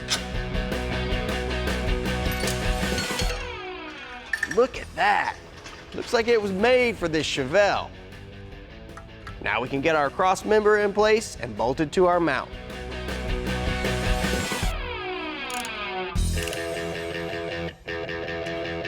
Well, we made some progress on our Chevelle today, got the engine and transmission dropped into the hole, and also got some lizard skin sprayed on the inside. Now, we still got quite a bit of work to do, and we'll stay after it. That's right. We've got to figure out what we're going to do with the plumbing for this supercharger. Got to get a carb on there, some exhaust, wiring, cooling, but let's not focus on all that stuff. Let's focus on the fact we reached a milestone getting that engine in. While Mark's been busy pulling wrenches on that Cadillac, this is what I've been doing, spraying on some fancy stripes on the tail end of our Chevelle. Now, what we're going to do today is spray some up here on the hood. And one nice thing about the information that we're going to tell you, if your car is all finished up and you want to jazz it up a bit, you just need to apply what we're going to tell you. First order of business, we're going to have to do some sanding. Now, you don't want to get too aggressive with your sandpaper because if you're spraying on a metallic or a pearl like we are, well, those strokes that you sand in there, the grooves essentially, can transfer through it and you'll see every stroke that you make. But you also don't want to get too fine with your paper. If you sand it too slick, well, you'll run into adhesion problems. What we're going to be using is some 600 and a whole lot of elbow grease. It's always a good idea to soak your paper for a little while to let it soften up. To help do some of this sanding, I'm going to be using this soft, flexible block. This will help you to prevent cutting grooves and that kind of thing into your surface as you're sanding. If you use your fingers, well, you may run into that. All you have to do is wrap your paper in here, grab you a little bit of water, and get started.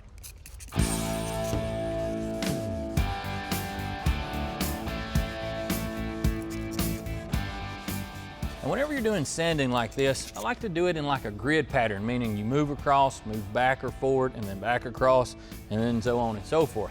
What that does, that keeps you from missing some spots. The reason you have to sand is that this clear has had time to cure, and the stripes won't be able to adhere to the surface unless you sand it down. And you also want to paint on top of a flat surface, so you're removing any texture or grain. Now we'll drag the hood into the booth and start laying out our stripes. We'll tape up everything that we don't want to be white.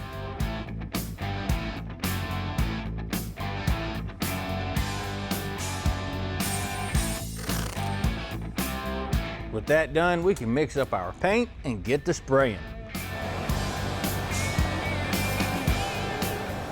We'll do 2 coats of white and 2 coats of pearl and clear base. Then we can unmask the whole hood in preparation for clear coat.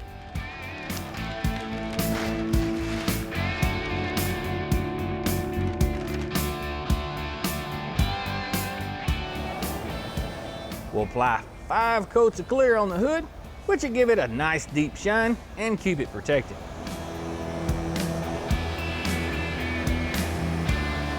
Well, we got it clear coated and it turned out pretty slick. Now all it took was a little bit of clear coat, some tape, and some creativity. You guys might give it a shot, see what you can come up with.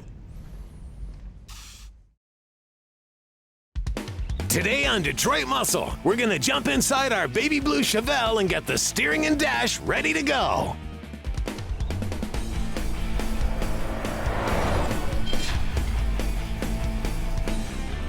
Hey everybody, welcome to Detroit Muscle. Today we're jumping back into our 72 Chevelle barn find project.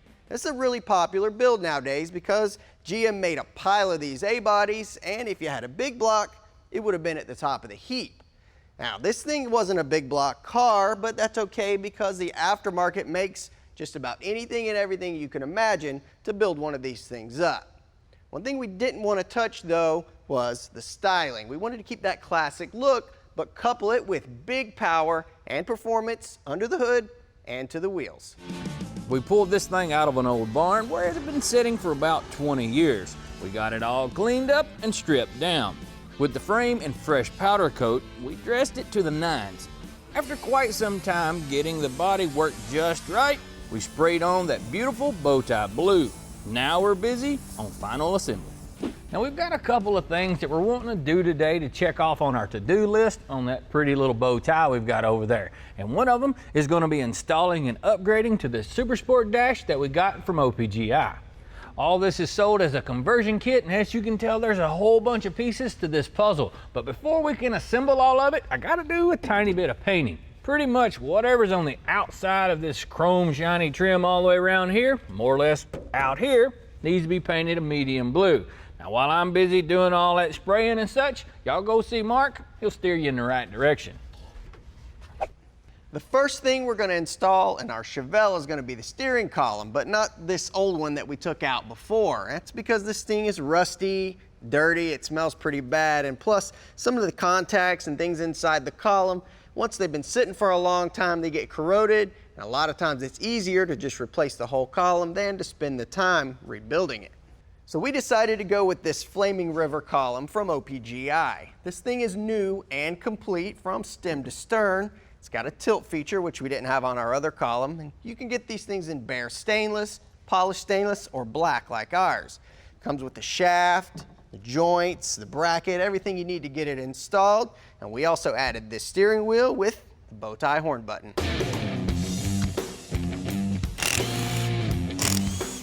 We need this bracket off our original column, which doesn't come with the new one. After it's blasted, we'll hit it with a couple of coats of black paint.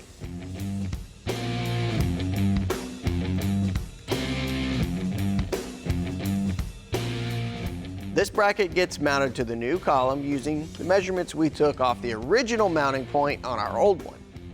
Then the mounting bracket gets bolted to it and tightened down.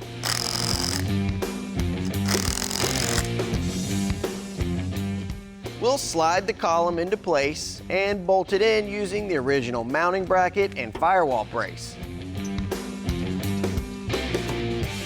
We've got our steering column mounted here where it's going to be mounted once we do final assembly, and I got the joint here on the box. Just need to get this other joint onto the shaft of the column.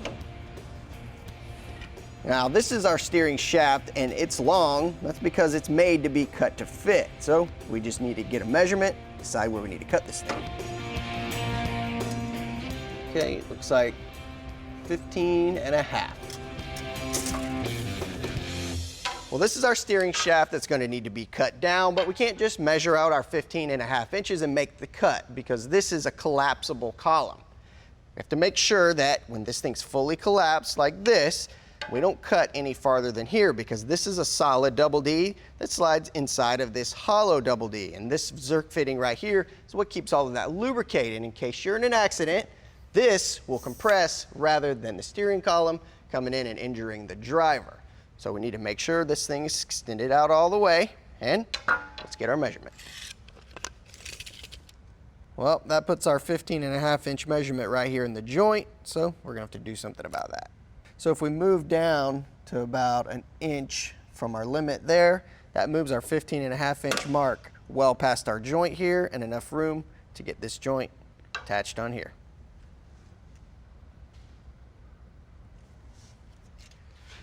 I'm clamping this into the vise onto the part that I'm gonna actually discard, because if I clamped it onto the shaft I'm gonna keep, not only would it mar it and make it hard to get onto the joint, but it would also scratch our paint.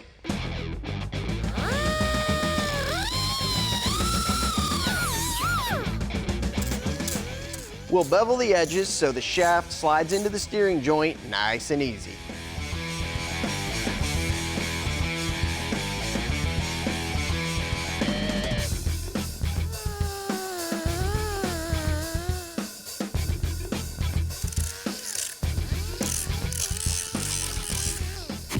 Well, we've got our shaft test fit and everything looks good, but there's one more thing we want to do before we install this thing permanently.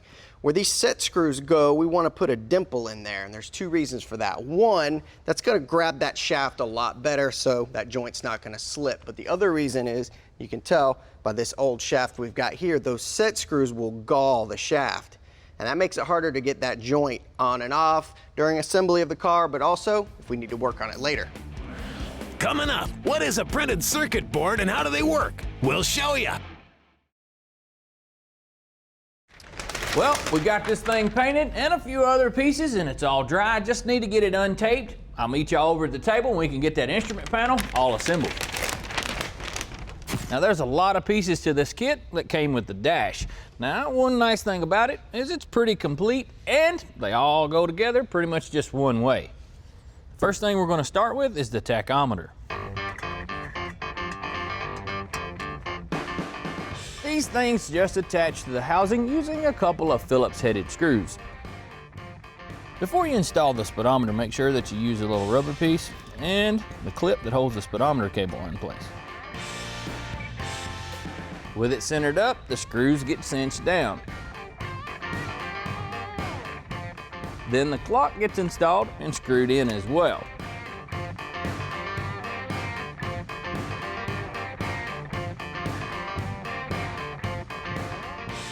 The lens and housing get attached to our gauge assembly, along with the clock knob.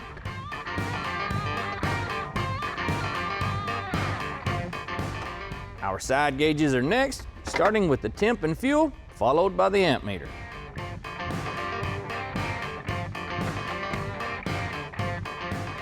Now the next thing we're going to do is wire up our gauges. Now I know this doesn't look like a normal harness. This is actually called a printed circuit board. It's pretty flexible and they did it back in the day to try to save some money. Whether or not they did or not, I can't tell you, but they're not that complicated to install. You want to remove the nuts. Slide this thing on there. And just start them for now and leave them a little loose. Pay attention to the circuit board. Some of these take just a simple screw, and what that does is that connects the link, if you will, and gives it a ground source. Once we get all these connections lined up and started, we can go back and tighten them down.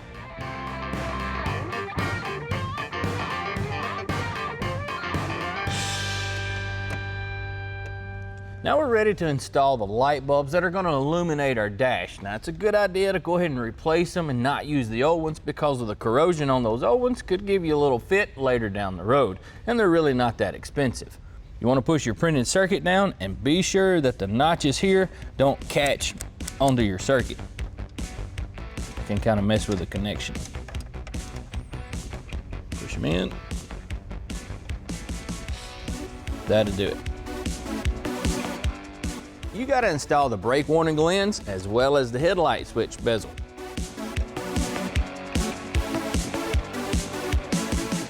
Then our whole instrument cluster assembly can attach to the dash from the backside.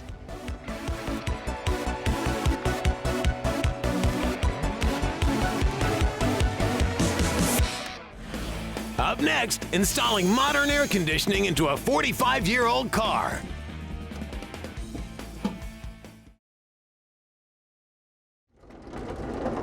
There's one more thing we want to address before we install that dash, and that's the AC system. Now, our car was actually equipped with AC from the factory, and this is the evaporator case here. Now, it is kind of clunky. It's got cables and vacuum hoses, and these things can be a little bit of a pain, but you can restore them if you want a restored car. But we decided to go with this perfect fit system from Classic Auto Air. The star of this kit is this evaporator case that comes with the evaporator and heater core both installed. It's got a high performance SPAL fan, and this thing is made directly to bolt into our Chevelle. Now, the cool thing about it is all of the servos are electric. The heater valve is also electronic, and controlling all of that is this ECU that's all plug and play. Of course, it comes with all the wiring to connect the dots, and we actually upgraded our kit to include this direct electronic replacement control head, which plugs right in as well. It also comes with all the ductwork needed and some block-off plates for the firewall. As far as the underhood stuff goes, it comes with all that stuff as well, including this condenser, all the hoses and fittings you need, and then dryer. And one thing you don't see here that it does come with would be the compressor and the bracket, but we ordered our kit without that stuff because that special belt drive kit we ordered for our engine came with it, so we'll show you all that stuff later. First thing we need to do though is get this evaporator case prepped to go in the car. We'll install this face duct assembly to the case. It clips on, then gets a couple of screws to keep it secure. Then we can install our wiring harnesses to the ECU by simply matching up the colors. Then the other ends of the harnesses attach to the unit. This template is going to help us locate where the holes need to be drilled in the firewall for our fittings to go through. We'll center punch them first, then drill the pilot holes.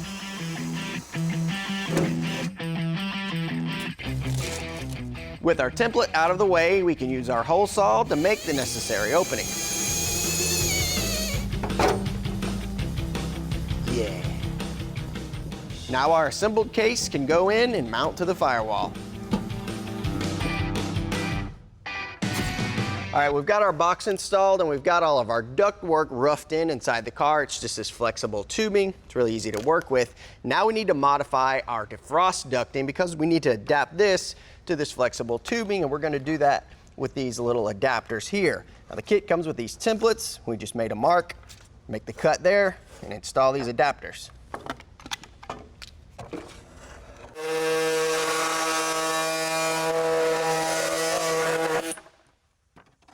These adapters come with the kit and are made to fit right onto the stock duct. With the defrost ducts mounted, we'll run all the flexible ducting to them and secure them with some zip ties.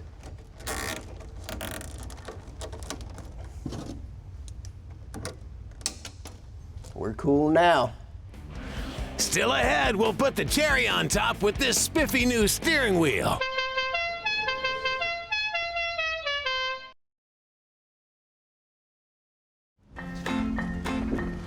All right, I got it, I think. We're getting the dash installed in our Chevelle today, and we're getting close. Well, with that done, we're ready to move on to some of the finishing touches on the dash of our Chevelle. And the next thing we're going to do is going to be the steering wheel. Now, we decided to go with this classic 3-spoke wheel that we got from Original Parts Group.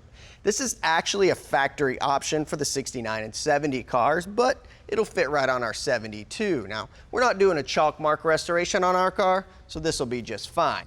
But we're going to slow down a little bit here and show you how to install all of this with the horn and the hub. And the first thing, this hub.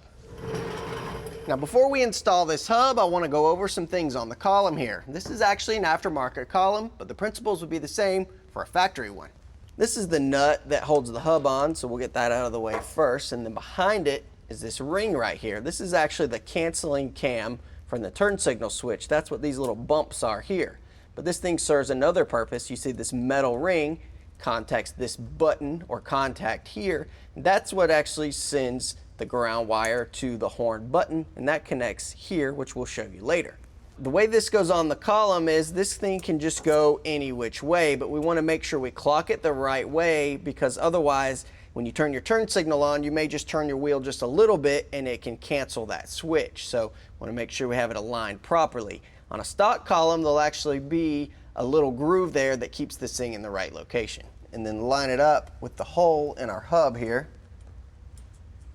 And then another thing before we seat the splines of the hub onto the shaft is we want to make sure our hub is clocked the right way so that our steering wheel goes on straight. So we have our front wheels straight, and we know we need 2 bolt holes in the top lined up just like this for our wheel. Then we can seat the splines. Then the nut can go on and get tightened down.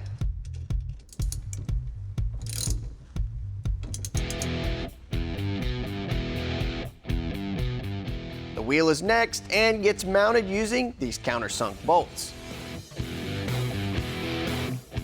Another tip too, when you're working on a horn like this, make sure you disconnect your battery so you're not sitting out in the driveway honking the horn like a maniac.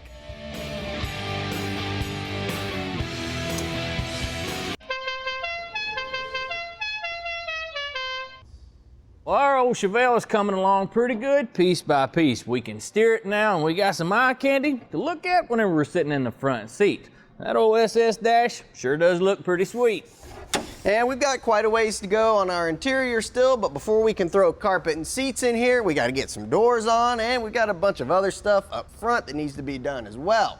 But all that's going to have to wait till next time. Today on Detroit Muscle, the boys are going to button up some details on our 72 Chevelle barn find and learn how to make your accessory drive work around a big old nasty blower.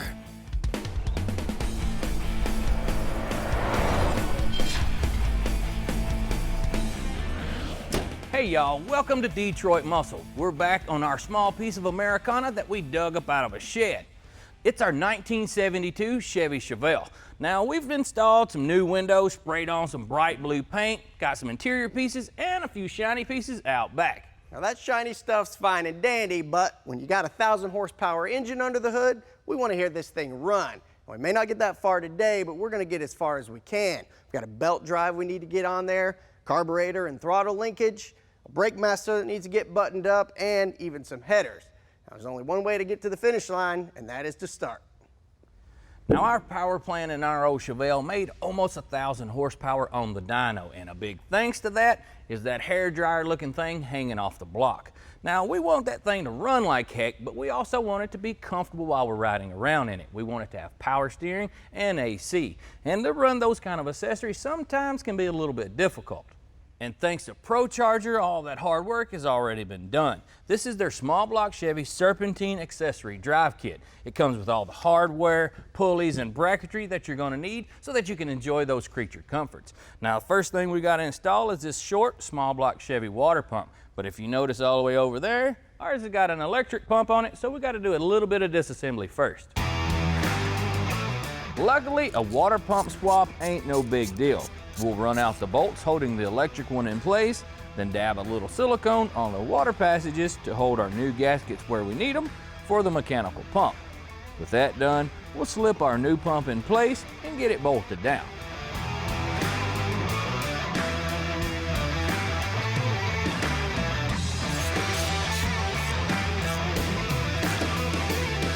The next thing we're going to do is swap out this crank pulley with this new one. And the reason why we need to do that is because this pulley actually came with the supercharger kit, and it has provisions for a V-belt accessory drive, and because we decided to go with this serpentine accessory drive, we need to run this pulley. And it did come with the kit, just takes a little bit of work. Get that one off, put this one on. Loosening this nut will release most of the tension on the belt. Then we can put a ratchet on it to free up the rest of it. Big belts like the one for this supercharger can be a little stubborn, but we'll get her pulled off. Up next is that crank pulley. With the main bolt off, we'll pull the 3 small ones and get it set aside.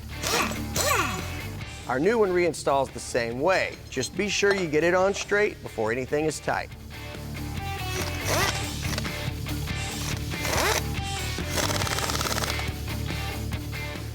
We have to do a tiny bit of assembly here on our power steering pump before we bolt it over there onto the block. We need to attach this bracket, and then we're going to press on this pulley.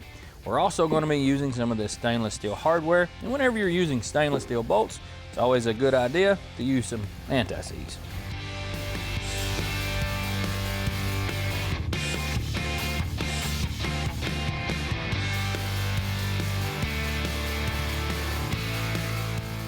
We're ready to press on our pulley now, and I always like to spray in a little bit of spray oil.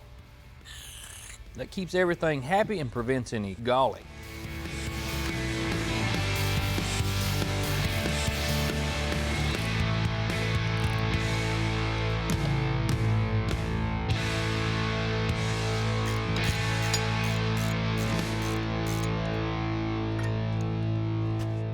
We're just about ready to install this main bracket here, but we're removing this idler pulley first, and that's because one of the bolts that holds this bracket to the cylinder head is behind it. So we'll just set that aside for now. But this bracket is really important because not only does it hold the AC compressor and the alternator, but it also holds these idler pulleys and the tensioner for our serpentine setup.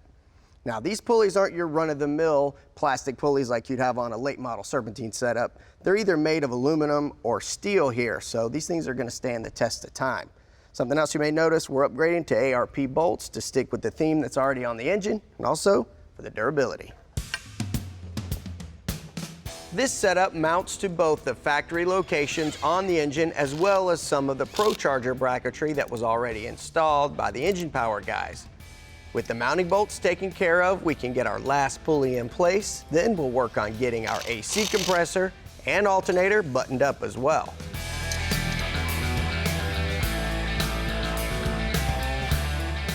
Then it's time for some belts. First, we'll take care of the serpentine that runs most of our accessories. Then we can get the supercharger drive belt put back in place and cinched down.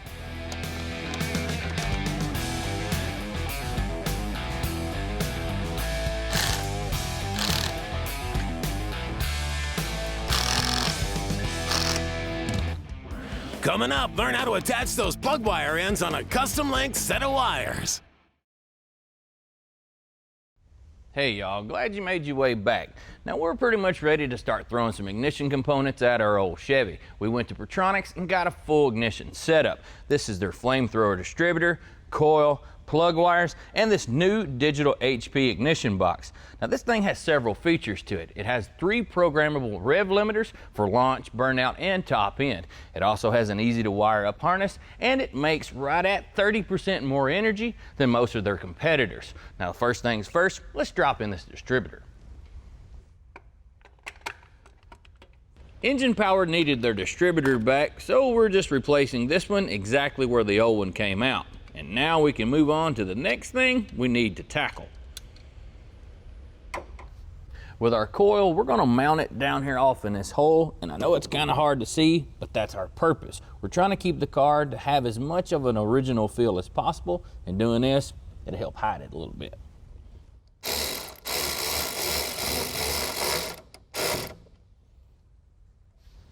Now we're not quite ready to make our spark plug wires yet because we don't have our headers installed just yet, so we're not sure where they're going to route. But we can make our coil wire because we have our distributor and our coil mounted already, so I'm going to show you how to make these ends.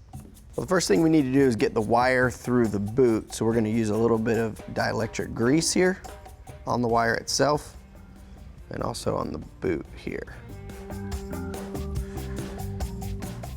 Helps if you bend the boot a little bit like this. Get the wire through. Sometimes you have to twist it. It comes through like that. This one's already stripped, so we'll just take that off. Take your terminal here and fold this over. And you want to make sure that contacts your terminal really well, so you put it right in the middle. We're going to use our special pliers here.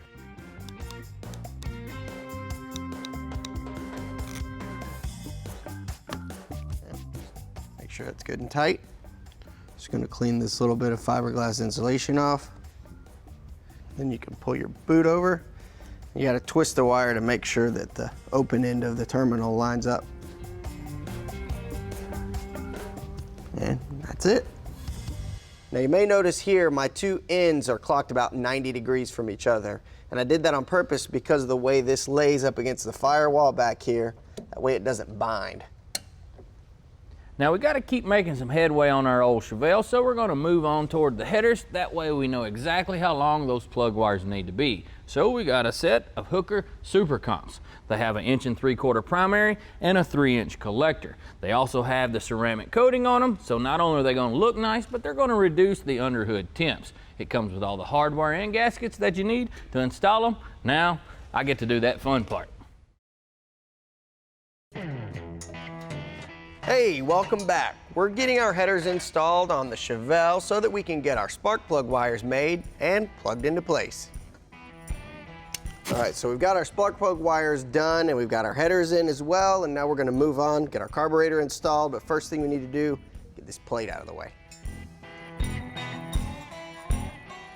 We'll be using studs on this application, and the studs are better than bolts because they're quite a bit easier to install. Plus, we're going to be running some additional pieces like this spacer, and lining those holes up for the bolts can be a real pain.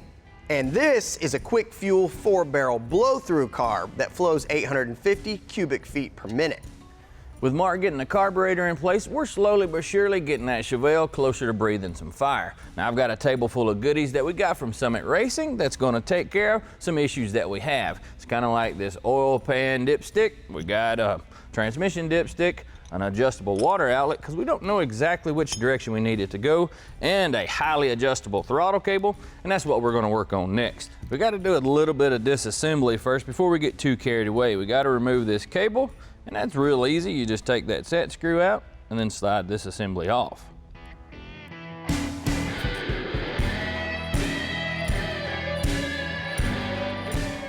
Now we'll remove this little nut here, and then we can slide this into the body.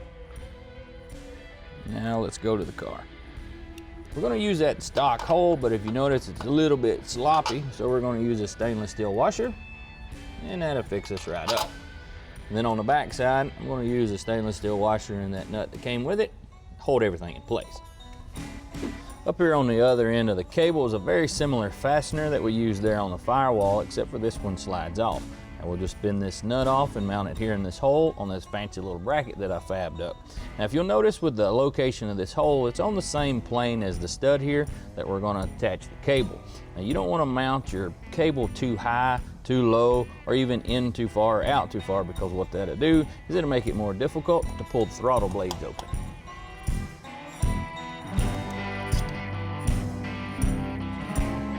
This little fastener's got a lot of threads on it. I like to kind of put it into happy medium. That way, just in case later down the road you need to adjust something, you've got some movement, if you will. Now, this cable is way too long, so we're gonna have to cut this thing off. You also don't want to pull this cable sheathing too tight. Leave it a little bit loose. Like I said earlier, if you need to move something around later down the road, you got something to play with. Open it back up just a taste. With it cut, you can push this collar onto the end of the sleeve and stick it in. Then we'll feed the throttle cable through from the inside up to the carb. All right, now we need to snap on our cable in to the stud here on the side of the throttle. Get Mark to hold the gas pedal all the way to the floor, and what that's going to do is simulate wide open throttle. Then we'll pull the throttle blades back and we can determine where we need to cut the cable. All right, Marcus, gas on it if you would. Here we go. That's it. I have to pull this thing back. And so we should be able to cut it about right there. Now we'll stick the end of the cable in this link and lock it down with the set screw. Work it, see what it does. Oh yeah. Good? Now once we get the carpet in the car, it may mess with our throttle just a little bit, but with this adjustment back here, we can dial it in. But that'll be a little later down the road. After the break, making sure your brake pedal will work. Hey y'all, glad you made your way back. Now the next thing that we're gonna do is work on the brakes. Now I'm sure you're thinking that we were gonna get this thing fired up, but actually what we're trying to do is take care of things under the hood that are a whole lot easier to get to with the fenders out of the way. And one of those is this brake master cylinder. Now originally our car had a big booster and master that stuck way out here, and we were afraid that it was going to interfere with our air filter. So we're going to run just a manual setup. Now with that, it's no big deal, but we are going to have to rework our brake lines, and we're going to have to change the proportioning valve that we have. So we're going to use this adjustable unit from Bear. It's got a knob that you just crank to increase or decrease the amount of flow, and it also has an in and out that you need to be aware of. It's also a good idea to mount this in an easy to reach location, and luckily for us, Bear gave us a spot down here on the bottom of the master. We'll use some ARP bolts with some anti-seize on them to fasten our valve down. Now we need to do a little bit of plumbing. Now this is obviously going to feed the rear, and we can run from here to there or here to there. With this particular master cylinder, both ports are the same. There's not a front or rear. Now we're going to screw in a couple of fittings.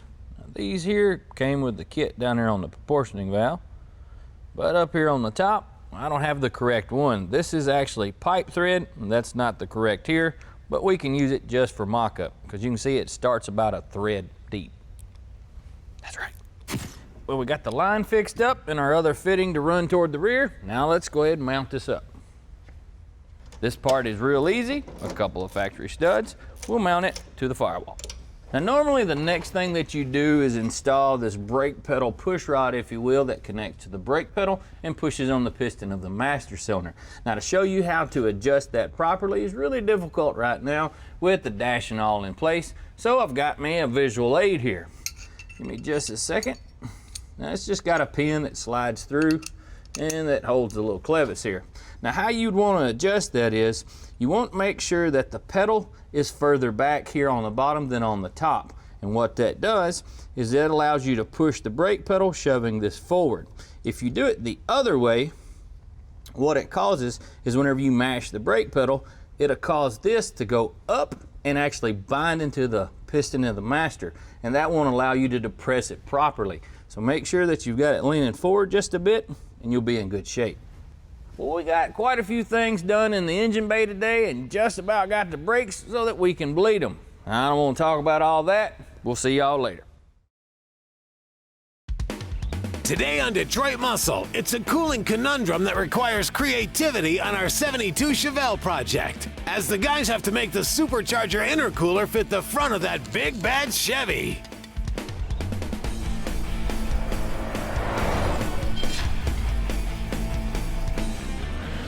Hey y'all, welcome to Detroit Muscle. Now if you've been following along with us, you noticed that our car has made quite some progress. We got some glass in it, got a whole lot of shiny stuff, and the front end bolted on. Now today we're going to be doing quite a bit of work right through here, and it's going to be pretty involved. And the reason why it's going to be so involved is because we wanted some creature comforts like AC and, 1,000 horsepower. But it's not just going to be a radiator install. We've got to figure out where we're going to mount our condenser up here, and we've got a big air-to-air intercooler that needs to go up here as well. Then we have to connect all the dots, so pull up your bootstraps. It's going to get busy. Now the first order of business is going to be installing our radiator. We got this set up from Summit Racing. Now if you'll notice, the cooling fans are already mounted onto it, and that's going to save us quite a bit of work, because getting them to look this nice mounted up can be a little tedious. It also has the cooler for your transmission, and this thing is direct bolt-in for a 68 to 77 Chevelle, so installing this thing should be a cinch. Now we're not going to hard mount anything yet with this radiator. We're just going to kind of set it in place because we still got mock-up to do, meaning with the AC condenser and the intercooler. We're also going to have to run the upper radiator hose and our boost tube, if you will. So if we hard mounted this thing and made a big fancy bracket, well, we may end up having to change it all. We'll go ahead and plant the forward radiator support brace, which holds the hood latch and supports the grill. Then we'll sneak the AC condenser in front of the radiator. Well, now that we've got our condenser mounted, this would be the time where we would install this tube here. This is the discharge tube, and it comes from the compressor through the radiator support on the driver's side here and into the top of the condenser. And this came with our AC kit, and that's fine because normally the compressor is on the driver's side of the car, but our compressor is actually on the passenger side of the car because we've got a supercharger on the driver's side. So we don't want to have to come all the way over here and then back over with a hose. We want to keep everything on the passenger side. So all we really need to do is connect the dots between our compressor here and our condenser here in front of the radiator support at the top.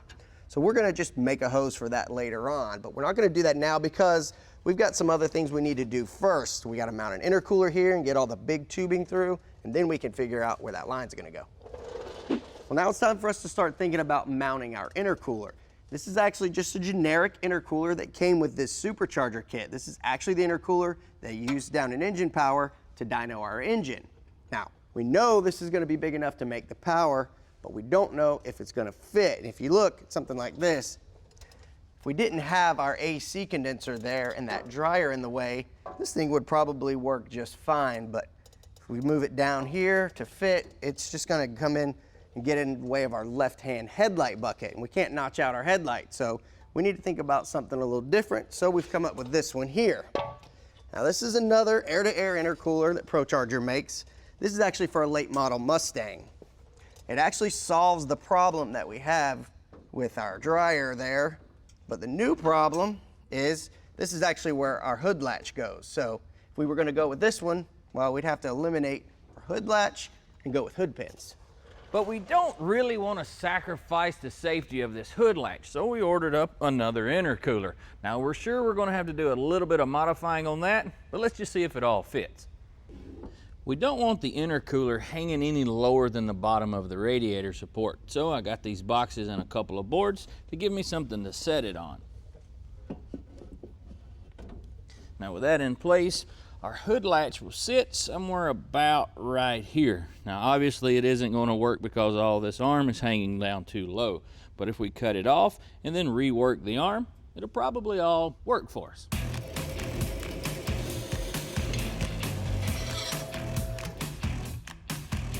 Well, it looks like we got a little bit of wiggle room down here. Now we're definitely going to have to make another arm so that we can release the hood, but now it's time to make some brackets to make this thing permanent.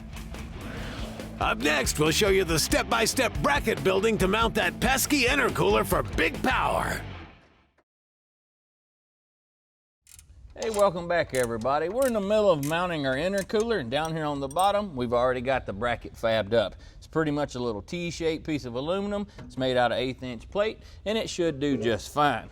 Now we're gonna set this up here, and up here on the top, it's gonna take a little bit more fabrication. Mark's got it figured out. Y'all go check him out.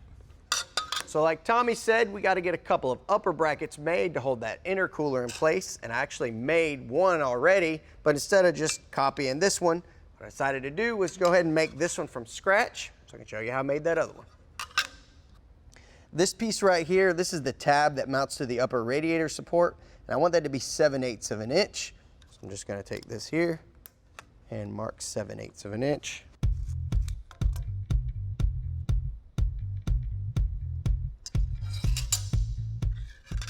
Okay, this tab is actually 2 inches by 2 inches, so I'm gonna go ahead and make the marks for that.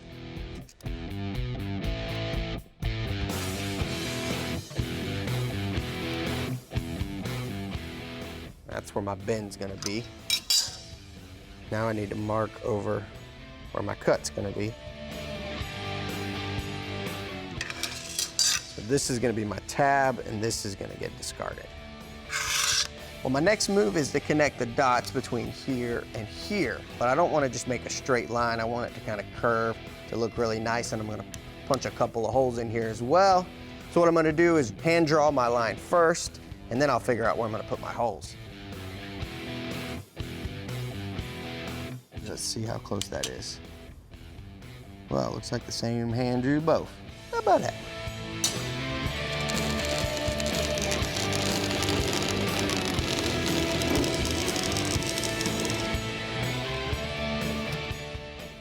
Well, I want to go ahead and get my holes drilled next and then bend my edges up before I do the dimple die, but I want to use these to figure out where my holes are going to go and make some marks.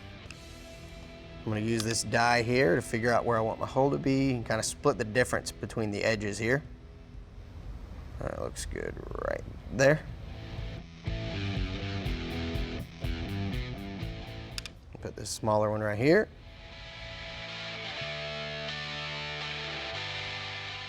We'll take our bracket and put it in the brake. We'll need to put a slight bend in it to get the angle right for attachment. Then we'll flip her around and put a 90-degree bend on the other side, which attaches to the top of the intercooler.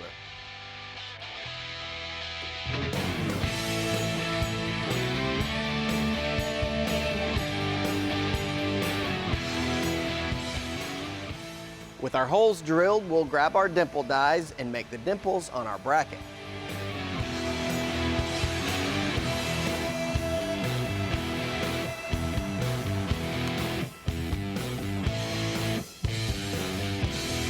Let's see how this thing fits. That looks nice. So all we need to do now is drill some holes, get it bolted in place, and then we can just clean up the edges here and maybe give these things a coat of black paint.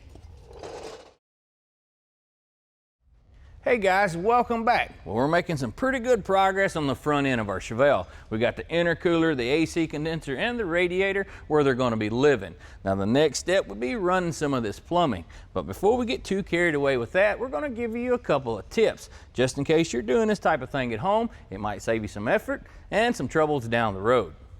Now it's very common to see guys use tubing like this with a coupler, and they just put them together and then put a couple of clamps on it. The problem with that is if you're running a high boost application, well, the boost pressure can actually override the clamping force of the seal and push everything apart. Now let me show you a way to help prevent that. We've got this cool little tool from Vibrant Performance, and it's like a little baby bead roller, and it's pretty simple to use. You just simply put your tubing in there, put a little bit of pressure on it, and then get to cranking. As you're cranking, you want to make sure to pay attention right in here and keep everything nice and tight up against the surface. If it pulls back some, it's going to get a little wonky on you.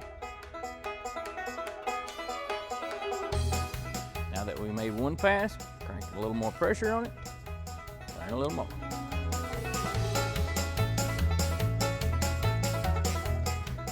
There we go. This little lip here, what it does is whenever you put that clamp on there and cinch it down, well, it changes the two diameters and it keeps everything happy and where it needs to be. Now, if you don't have one of them fancy tools, I have taken a welder and put a couple tacks here and there, and that helps in a pinch, but it's not as nice as this piece.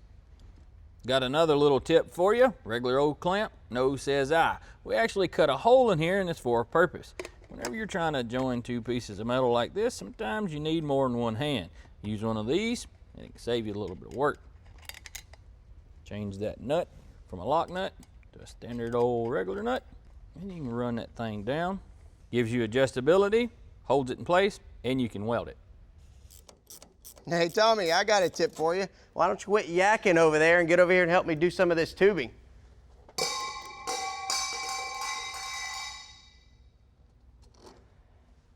Well, we didn't get everything done that we were going to do today, but we made quite a bit of headway, and hopefully by the next time you see this thing, Tommy will have finished all this plumbing.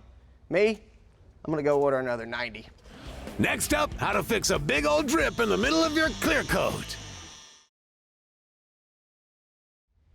Hey y'all, we're gonna shift gears just a bit on our Chevelle and jump over here on the hood.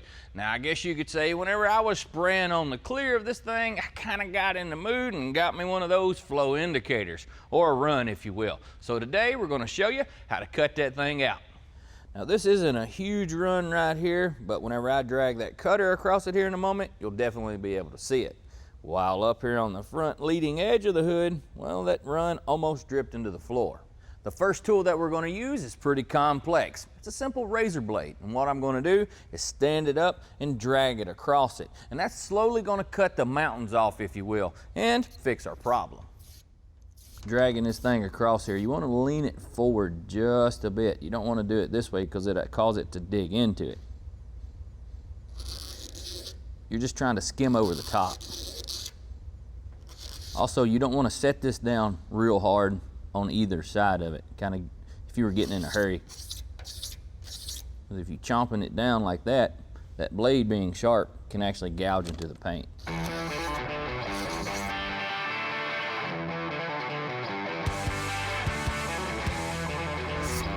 There it is. Now up here on this front edge, it's a little bit different story. We're going to take the razor blade and kind of cut off these big pieces, but but since this is just a real thin spot, we're gonna come back with a sanding block to repair most of it. Now we're gonna start sanding up here to final shaping all this stuff up nice and pretty.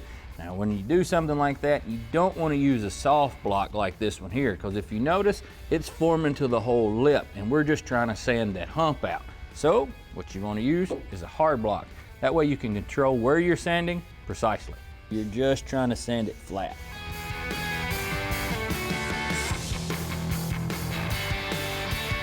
Up here on the top, we've scraped it flat, but we need to make sure everything's nice and flat with this rubber block. Now we're gonna do this to the whole hood, but that's gonna be a little later down the road because I don't wanna bore you with all that. So we'll do just a section right here to show you the process.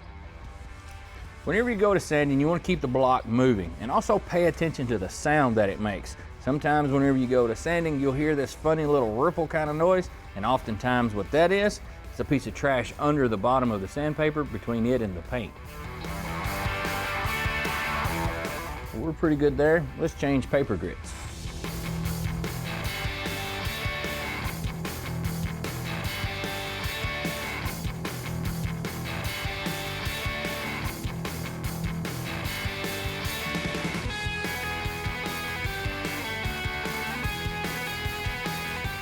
Up here on this front edge, we're just gonna sand it by hand. There's no need to use the hard block to do this sanding because we already have it flat. We're just trying to move our scratches from 800 to 1500 so that we can buff.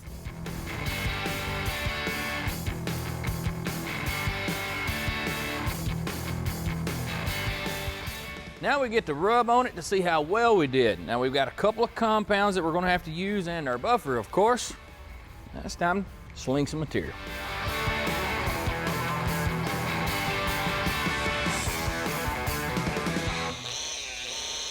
We've showed you how to buff before. Just keep this thing moving and use medium to light pressure on it. We'll smooth it down and we can step over to the front lip. Pay close attention here and use slow RPMs to keep from burning through.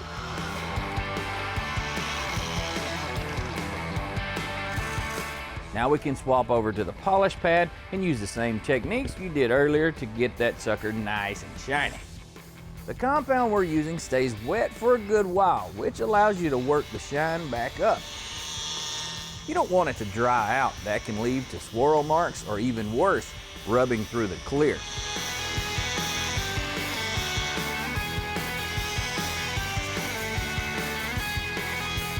With it buffed out, she's nice and smooth. Well, you see, it wasn't that hard, didn't take that many tools. But it looks a whole lot better. I still got a whole lot more work to do.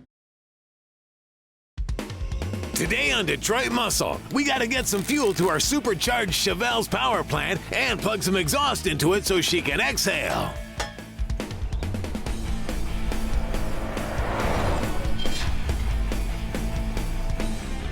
Hey y'all, glad you could join us. Today we're continuing on our 72 Chevelle project. Now we drug this thing out of a barn and I have to say it's cleaned up pretty good. Now we've been doing a whole bunch of work here under the hood and I have to say we've just about got it buttoned up. Well, we're sick of working here. I mean, we've been on this for a while and besides we've got a couple of major systems that still need to be installed. We've got to figure out how we're going to get a bunch of fuel from the back of the car up here to feed this 1,000 horsepower beast. Then we got to figure out how we're going to get all of that exhaust out the back because we're not planning on running open headers. So to address that fuel system situation we were talking about earlier, we're going to start with this stock replacement tank that we got from Original Parts Group. This is a no-brainer because of the cost, especially when you've got a car that's been sitting 20 years like ours rather than trying to restore that tank. It's got the filler in the factory location, and this is going to go with that clean factory look that we're going with on our Chevelle. Now, this is a stock style sending unit that we got from OPGI. This is a direct replacement for the original, and if we had about a 300 or 400 horsepower engine, this would be fine. But that little tube right there, it's 3/8 diameter. It's not going to be enough to handle 1,000 horsepower. So we got to go with this -10 hose, which is a 1/2 inch diameter that we got from Earl's. Now we just need to figure out how to adapt it. And since that stock pickup's not going to be big enough, we decided to go with this Hydromat from Holley. This thing actually acts as a fuel reservoir, and I know that sounds odd, but what it does is it wicks up all the fuel that's in the tank and allows it to be sent through this port here. It also acts as your 100 micron pre-filter. Now these things are great, especially if your vehicle does any hard cornering, accelerating, or stopping. These are available in a bunch of different sizes and configurations depending on your application. Another cool thing, doesn't matter any part of this thing is touching fuel, it's gonna make it to that port. You guys might have noticed we've had a big change around here, which is our new 2-post lift from Danmar. It's got a 10,000 pound capacity, and the design makes it a lot easier for us to get in and out of the car while it's on the lift. We got ours at gesusa.com. I went ahead and put the tank in place, and the reason for that is we need to figure out where we're going to be able to put these -10 bulkhead fittings in order to feed those big lines. Now, this tank is really tight to the floor here all the way across, so looks like we're not going to be able to put them in the top. We need to find a solution. Well, now we know we can't put these bulkhead fittings here in the top. There's just not enough room. So we could notch it out, drop the top of the tank down a little bit to make room, or we could just pop them in the side of the tank here, but I don't really want to do that. So what I think I'm going to do is I'm just going to cut it out at about a 45-degree angle here on this edge, and that'll leave us plenty of room. Another thing too, we want to make sure we don't interfere with our regular sending unit here. Even though we're not going to use the feed and return, we're actually going to use the sender itself. That way our fuel gauge works. I'm just going to make a couple of marks here, just to some rough guidelines of where I want to make my cuts. I want to stay away from these angled pieces here. That way when I put my new piece back in here, it's easier to weld in place.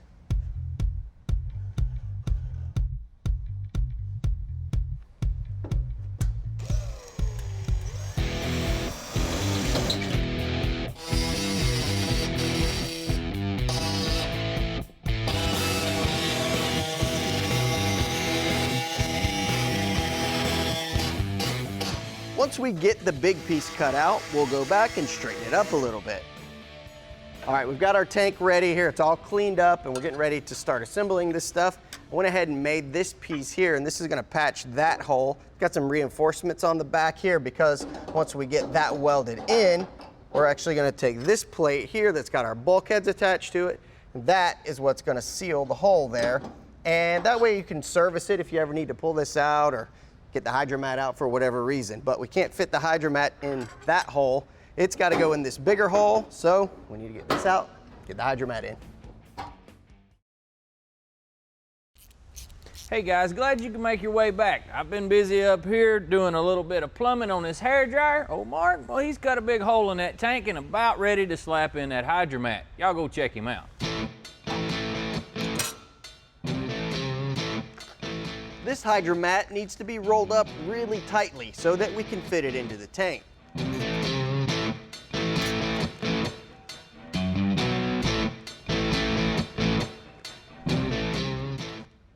It takes a little finesse to get it inserted, but once it's in, you can unroll it and lay it out flat.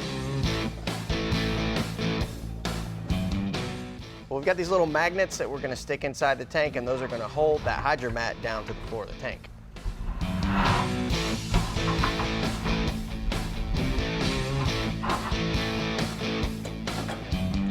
Now we're at a point where we can get our plate burned in to seal our tank back up.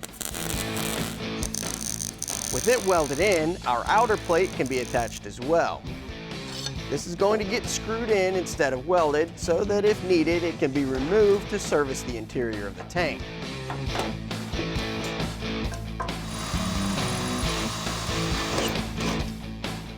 Now we can attach the other fitting onto the pickup hose, which is already married to the hydromat. We'll attach that fitting on one of our bulkheads, which will be the feed. With a homemade gasket attached, we'll cinch it down and move on. Well, we've got our sending unit ready to go in the tank. You can see here that we cut and pinched off our feed and return lines because we don't need them anymore and we don't want them to leak. We just need to get this in the tank, and we get the tank in the car. Well, we got our tank mounted up back here in the back. Now it's time to mount up our fuel pump. Now, there's a couple things that you want to keep in mind whenever you're doing something like this. Wherever you pick, make sure it's a solid location, meaning that you've got a solid foundation to attach it to. We're going to mount ours right here on the side of the frame. We're going to have to make a little bit of a bracket to use these rear two bolts, but that's no big deal. Another thing, wherever you mount this, well, you want to make sure to keep it out of harm's way. Now, this could possibly get a few rocks and that kind of thing thrown at it, so we'll probably end up making a cover for it. With us running that boosted application, we need a pretty serious pump, so we're going with this Holley VR1 setup. It'll pump 170 gallons per hour, and it'll also pump at 130 PSI constantly. Now, another thing you want to keep in mind whenever you're mounting your pump is you don't want to mount it any higher than the tank. Either go the same or actually below. And it's also a good idea to mount it as close to the tank as possible. That way you don't run into any kind of starvation problems when this thing turns on and tries to suck the fuel out of the tank. Now, it's no secret that the Ford 9-inch has been the go-to differential for whatever you're working on, whether it be a street rod, race car, or even a muscle car. Now, used to, you'd have to go to the salvage yard, dig you one out, and then carry it home and do a whole bunch of fab work to get it to fit under whatever you're working with. Well, that's not the case anymore, thanks to Curry Enterprises. They have a whole line of bolt-in crate rear ends. You can simply roll one under your ride and attach them using the stock suspension. Or if you've got a custom setup, they can help you with that as well. Tommy's just wrapping up on the fuel system and we're getting ready to move on to the exhaust. What we're going to use is this complete system that we got from Hooker Blackheart. This kit's constructed of mandrel bent 304 stainless steel. It's got a merged X crossover and it's got Hooker's stainless steel TIG welded mufflers that have that nice throaty sound on acceleration but give you that quiet idle. This kit comes with all the hardware necessary for installation and fits with most suspension systems. Now, this kit is actually made for LS swapped A-bodies, and since we've got a small block Chevy, we may need to make some adjustments. It's okay, we're just going to start in the back and adjust it in the front if necessary.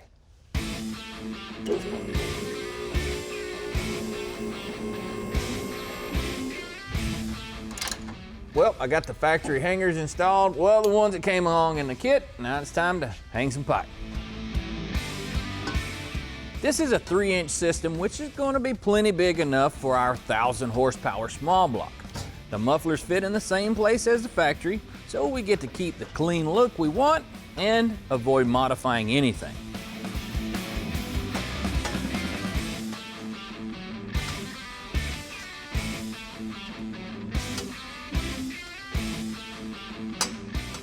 Well, we're ready to connect our headers to our exhaust pipes, and we've got this stainless steel collector here that we're going to use. Now, we're going to have to modify this pipe just a little bit. We're going to have to shorten it up. That's no big deal. This is pretty much par for the course. But we're going to set our collector in place and give it an eyeball kind of figuring. We'll cut that pipe off about right there. That way we can turn this pipe up and do a little more measuring later.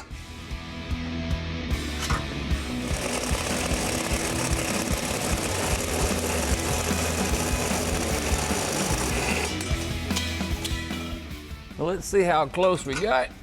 Put a couple of these ARP bolts in there. Well, I believe if we weld that up, that'll work just fine. We'll use a TIG welder to keep things nice and clean and get these buttoned up to finish up the exhaust. What do you think? Exhaust system looks good, man. I like the welds. Guess we can go home now. I'm tired. I'm exhausted. Hey everybody, welcome back. We're going to switch gears and jump back onto a project that we've been working on for a while, and that is our 72 Chevelle barn find. Now, this thing has come a long way from where we started. This thing came off the frame and we've put a 1,000 horsepower engine under it, nice paint job, and it's almost ready to hit the road. But there are some things that still need to be done. But since you've seen it last time, we've done a lot. We've tidied up a bunch of stuff under the hood with belts, hoses, and wiring. We've actually got the interior put in, and we've got it up in the air checking everything underneath to make sure it's tight and safe to drive. But there is one thing major that we still need to do, and that is the AC hoses. So we're going to do those today. Well, now all we need to do is connect the dots, and we've got all these hoses here that came with our kit, and they come long, that way you can just cut them to fit your application perfectly. The kit also came with all the fittings that we need, and typically they come like this gold and silver color, and that's fine, but if you want something a little cleaner, you can get that too.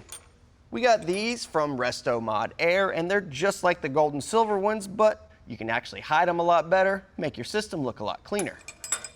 That's all fine and well, except we've got to actually get these ends crimped onto the hoses. And that's where a lot of guys at home will draw the line, because either they don't know how to do it or they don't have the right tools. And that's where this tool comes in that we got from Summit Racing. It's an AC hose crimp tool, and it comes with a crimper as well as different size dies for the different sizes of AC hoses. Now this thing will set you back a few $100, but it could save you at least that much money just the first time you use it. Because if you take your car to a shop to have them make the hoses for you and charge the system, it could cost you up to about $1,000. Now before we just start cutting and crimping, we want to do some mock-up first, and there's a couple of reasons for that. We want to make sure that the hoses are the exact length that we want, that way it looks really nice.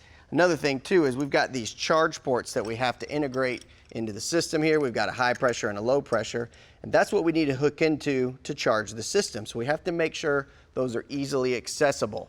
And if they're accessible now, they're going to be accessible later. So that's another reason why we waited until now to install these hoses.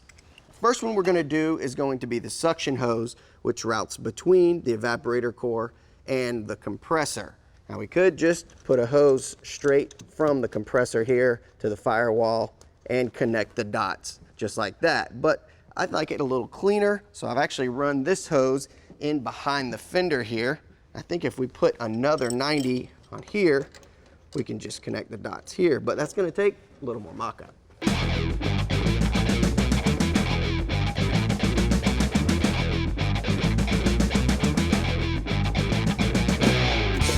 With our hose cut to length, we'll reconnect it to the ends and make some clocking marks on them to make sure we crimp them together in the same configuration as we mock them up.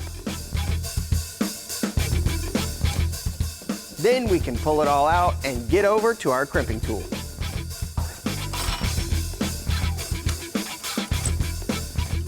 That suction hose is a number 10, so we get our number 10 dies.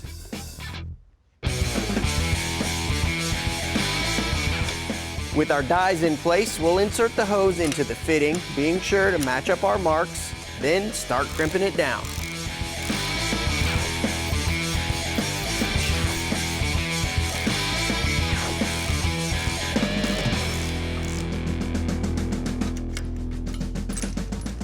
And that's all it takes to make an AC hose. Up next, installing the hoses and charging the system. Hey everybody, welcome back. While you were gone, I got the rest of these AC hoses cut and crimped, and I got them installed all but this one suction hose here, which is the one you saw me crimp the ends on a little bit earlier. I just need to get this thing fished back into place, and we get it attached.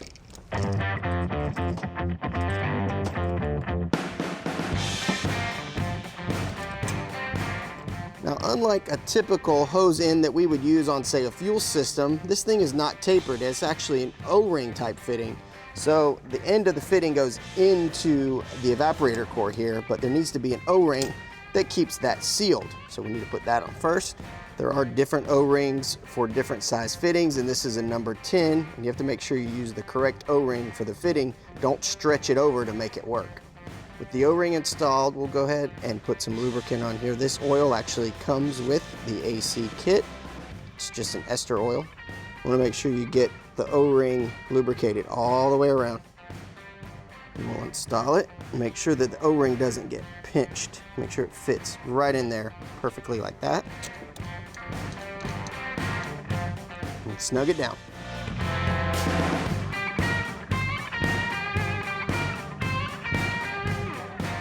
Well, we've got them all tight now. The next thing is going to be to charge the system. But I mentioned earlier this was the suction hose, and there's a few other lines that play a role in the AC system, and depending on their location, well, they have a different job to do.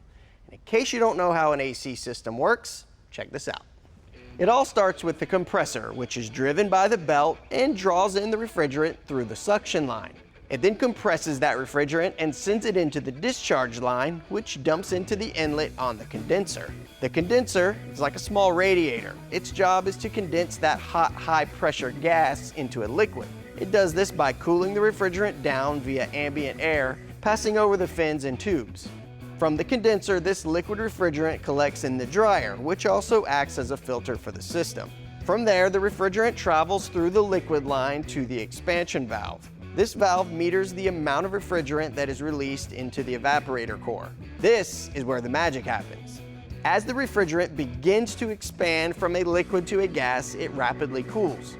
The blower motor in the passenger compartment pushes air across the tubes and fins of the evaporator and is cooled as a result.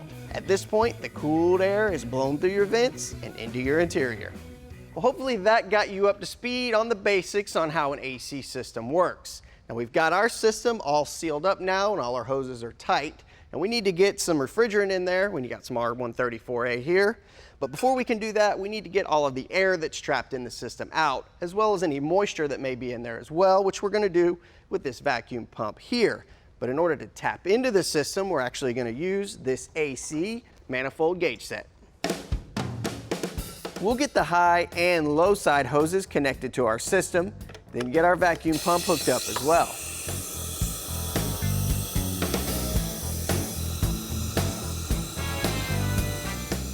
Once we crack open the valves, the pump will pull a vacuum on the air conditioning system.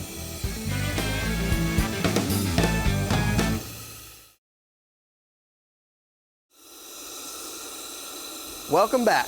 Before the break, we hooked up a vacuum pump to our Chevelle's AC system so that we can get the air removed from it. Well, now we've got our vacuum pulled, the low side gauge stopped moving, so we know that it's reached maximum vacuum for this pump. And I went ahead and turned the pump off and I closed the valves because I wanted to isolate our system. This is really important because I don't want to waste my time spending 45 minutes to vacuum this thing down if there's going to be a leak. So this is a really good way to check for a leak. I'm just going to watch this gauge for a couple of minutes to see if it moves at all. If it starts losing vacuum, then I know I need to stop and go back and see if there's a fitting that's not tight or something else wrong with the system. Well, we've let this sit for just a few minutes here and the gauge hasn't moved at all. So we're just going to hook it back up and vacuum it down for about 45 minutes.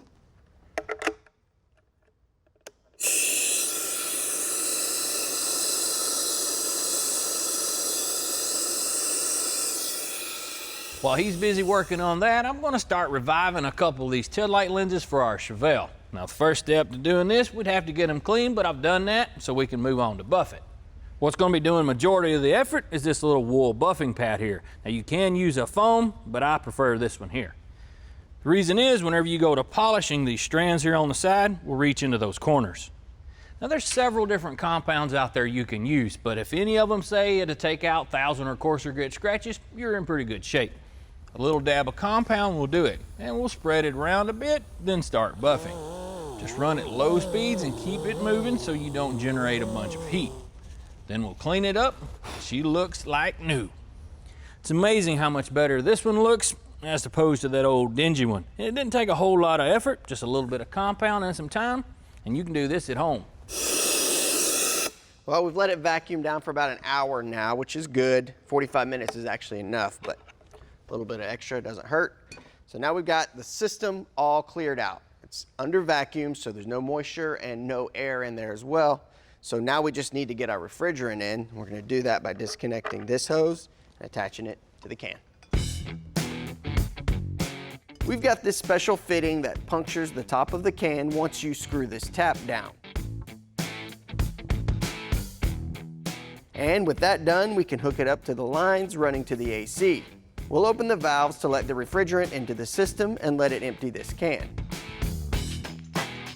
Our setup will require a couple of cans, so we'll shut the valves and swap them once the first one is empty.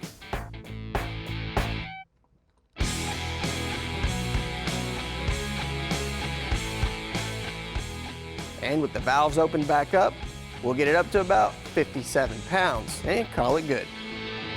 Well, that's all there is to it. This system calls for 24 ounces, which is two 12-ounce cans, so we put that in. Now all that's left is once we get the engine fired up, get that compressor moving, start blowing cold air. Today on Detroit Muscle, our barn find Chevelle finally hits the road.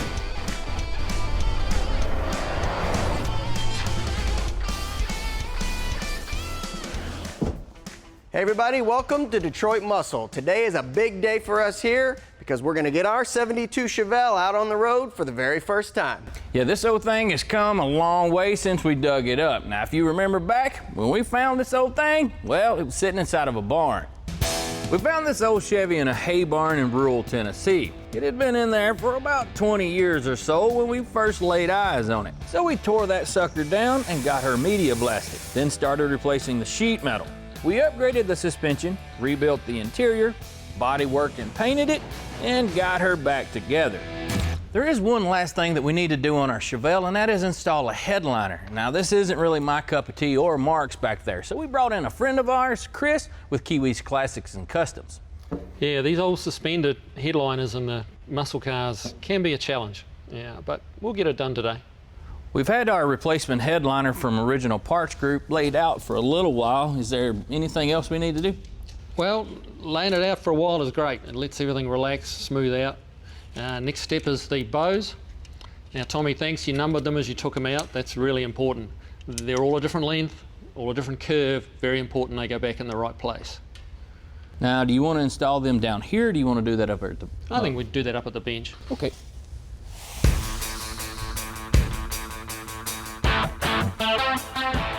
Kiwi's going to take the bows and, starting with number 1, install them in the loops on the headliner. Little white fabric loops, we're going to trim those back a little bit just so we can expose the little hooked ends on the bars. Okay. They'll clip into the roof.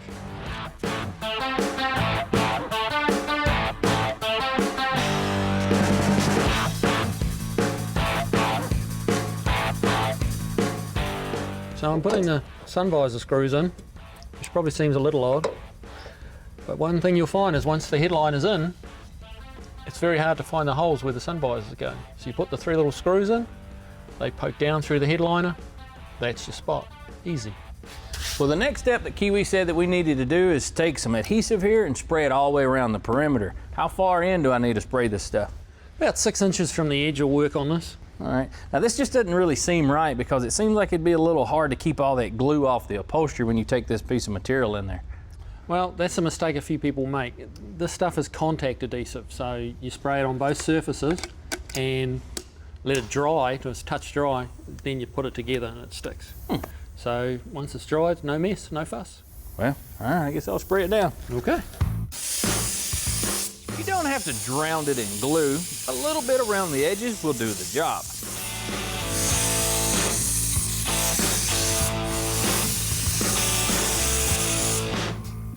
Using a piece of cardboard will keep the glue off the rubber and glass. Kiwi's gonna go ahead and get the rest of the roof sprayed.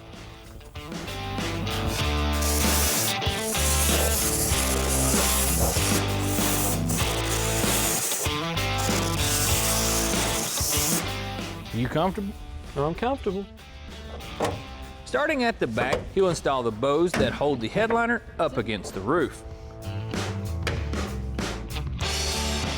Then he'll use some small clamps to hold the material in place on the seams. And we'll start putting the trim pieces on that hold the edges.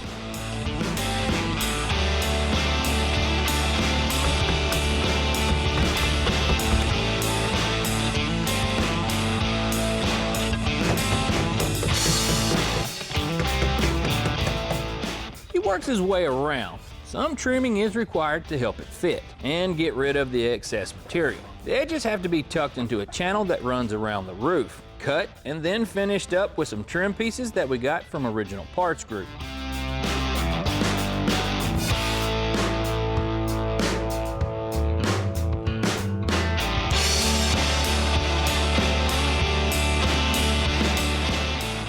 We'll also be reinstalling pieces like this, which we refurbished.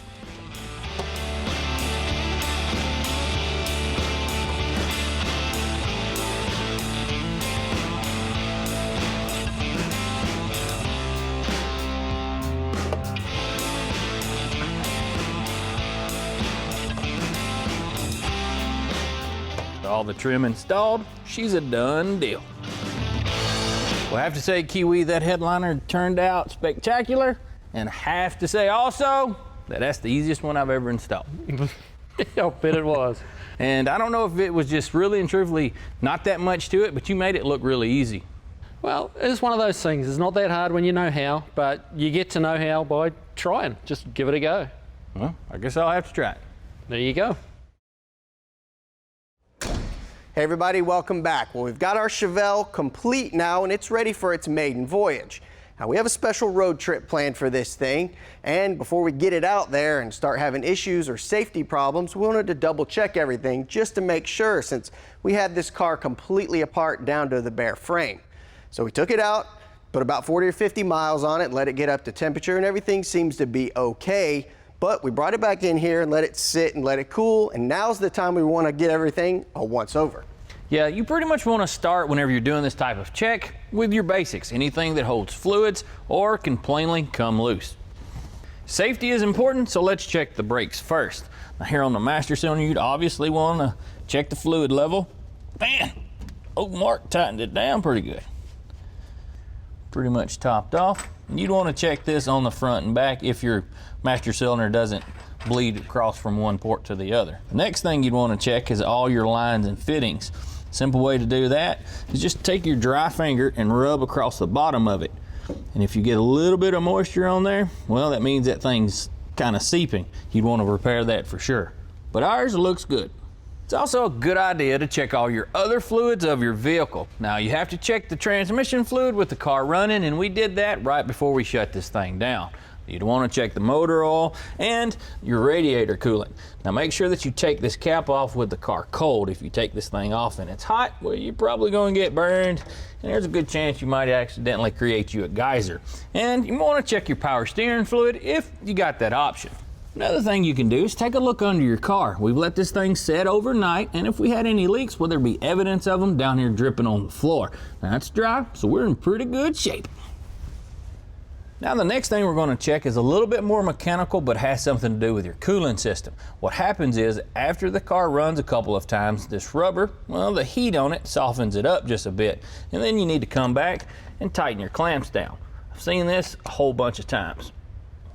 The next thing I do after checking all them clamps is check every fastener that has or is connected to a moving part. Your belts, your tensioners, your throttle cable, all type of things. And it all depends on the car and its options. And I tell you, this can take a little bit of time, but it can save you a whole lot of heartache. Now the next thing we're going to check is our lug nuts. And I know that seems really obvious, but that's actually one of the things that a lot of people overlook. Now, if you were my high school ag shop teacher, Billy Michael, you'd say if you used a 4-way to tighten those, you're going to get a referral. So make sure you use a torque wrench and check your wheel manufacturer for the torque spec. All right, looks good. Well, we got the lug nuts checked on all 4 wheels. All the tire pressures are good as well. So now I'm going to get this thing on the lift and get it up. Check all the suspension bolts and nuts and make sure they're torqued to spec. Also check to make sure we don't have any fuel leaks. Make sure the rear end's full. We'll be ready to hit the road. Hey everybody, welcome back. Well, we had enough fun in Gatlinburg, so we decided, since we were in the neighborhood, to come out here to the woods near the North Carolina-Tennessee state line on US 129. Better known as the tail of the dragon. Now that's 318 turns in 11 miles. And with our old Chevelle, you know, we upgraded the brakes, the suspension, and all that good stuff. And us being this close, we had to come check it out. The drive from Gatlinburg to Deals Gap, North Carolina was no joke, because to get here, we went down the Dragon itself. It's super popular with the motorcycle and sports car crowds, and for good reason. This stretch of US 129 is nestled in the Smoky Mountains, which is a beautiful area to visit. It's a heck of a combination, the great outdoors and some sweet rides. So we figured this would be a great place to break in our 72 Chevelle. She's come a long way from that barn we found her in a couple of years ago. So why don't we hop in and take her down the Dragon? Roar!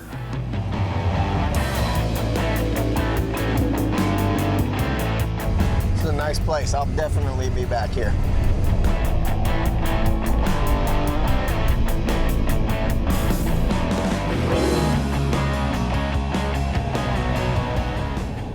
So Mark, Mark, what do you think about the twisty turnies here? I think it's great. You wouldn't think a Chevelle would be able to handle stuff like this, but it does surprisingly well. Yeah, I know sitting on this side, you know, turning on the wheel, it's almost effortless, really and truly. The car takes what you want, good riding, good driving. It's got plenty of power. Just got to make sure you have plenty of gas. Yeah, there's not really that many gas stations either out here. So topping off before you get here is probably a good idea.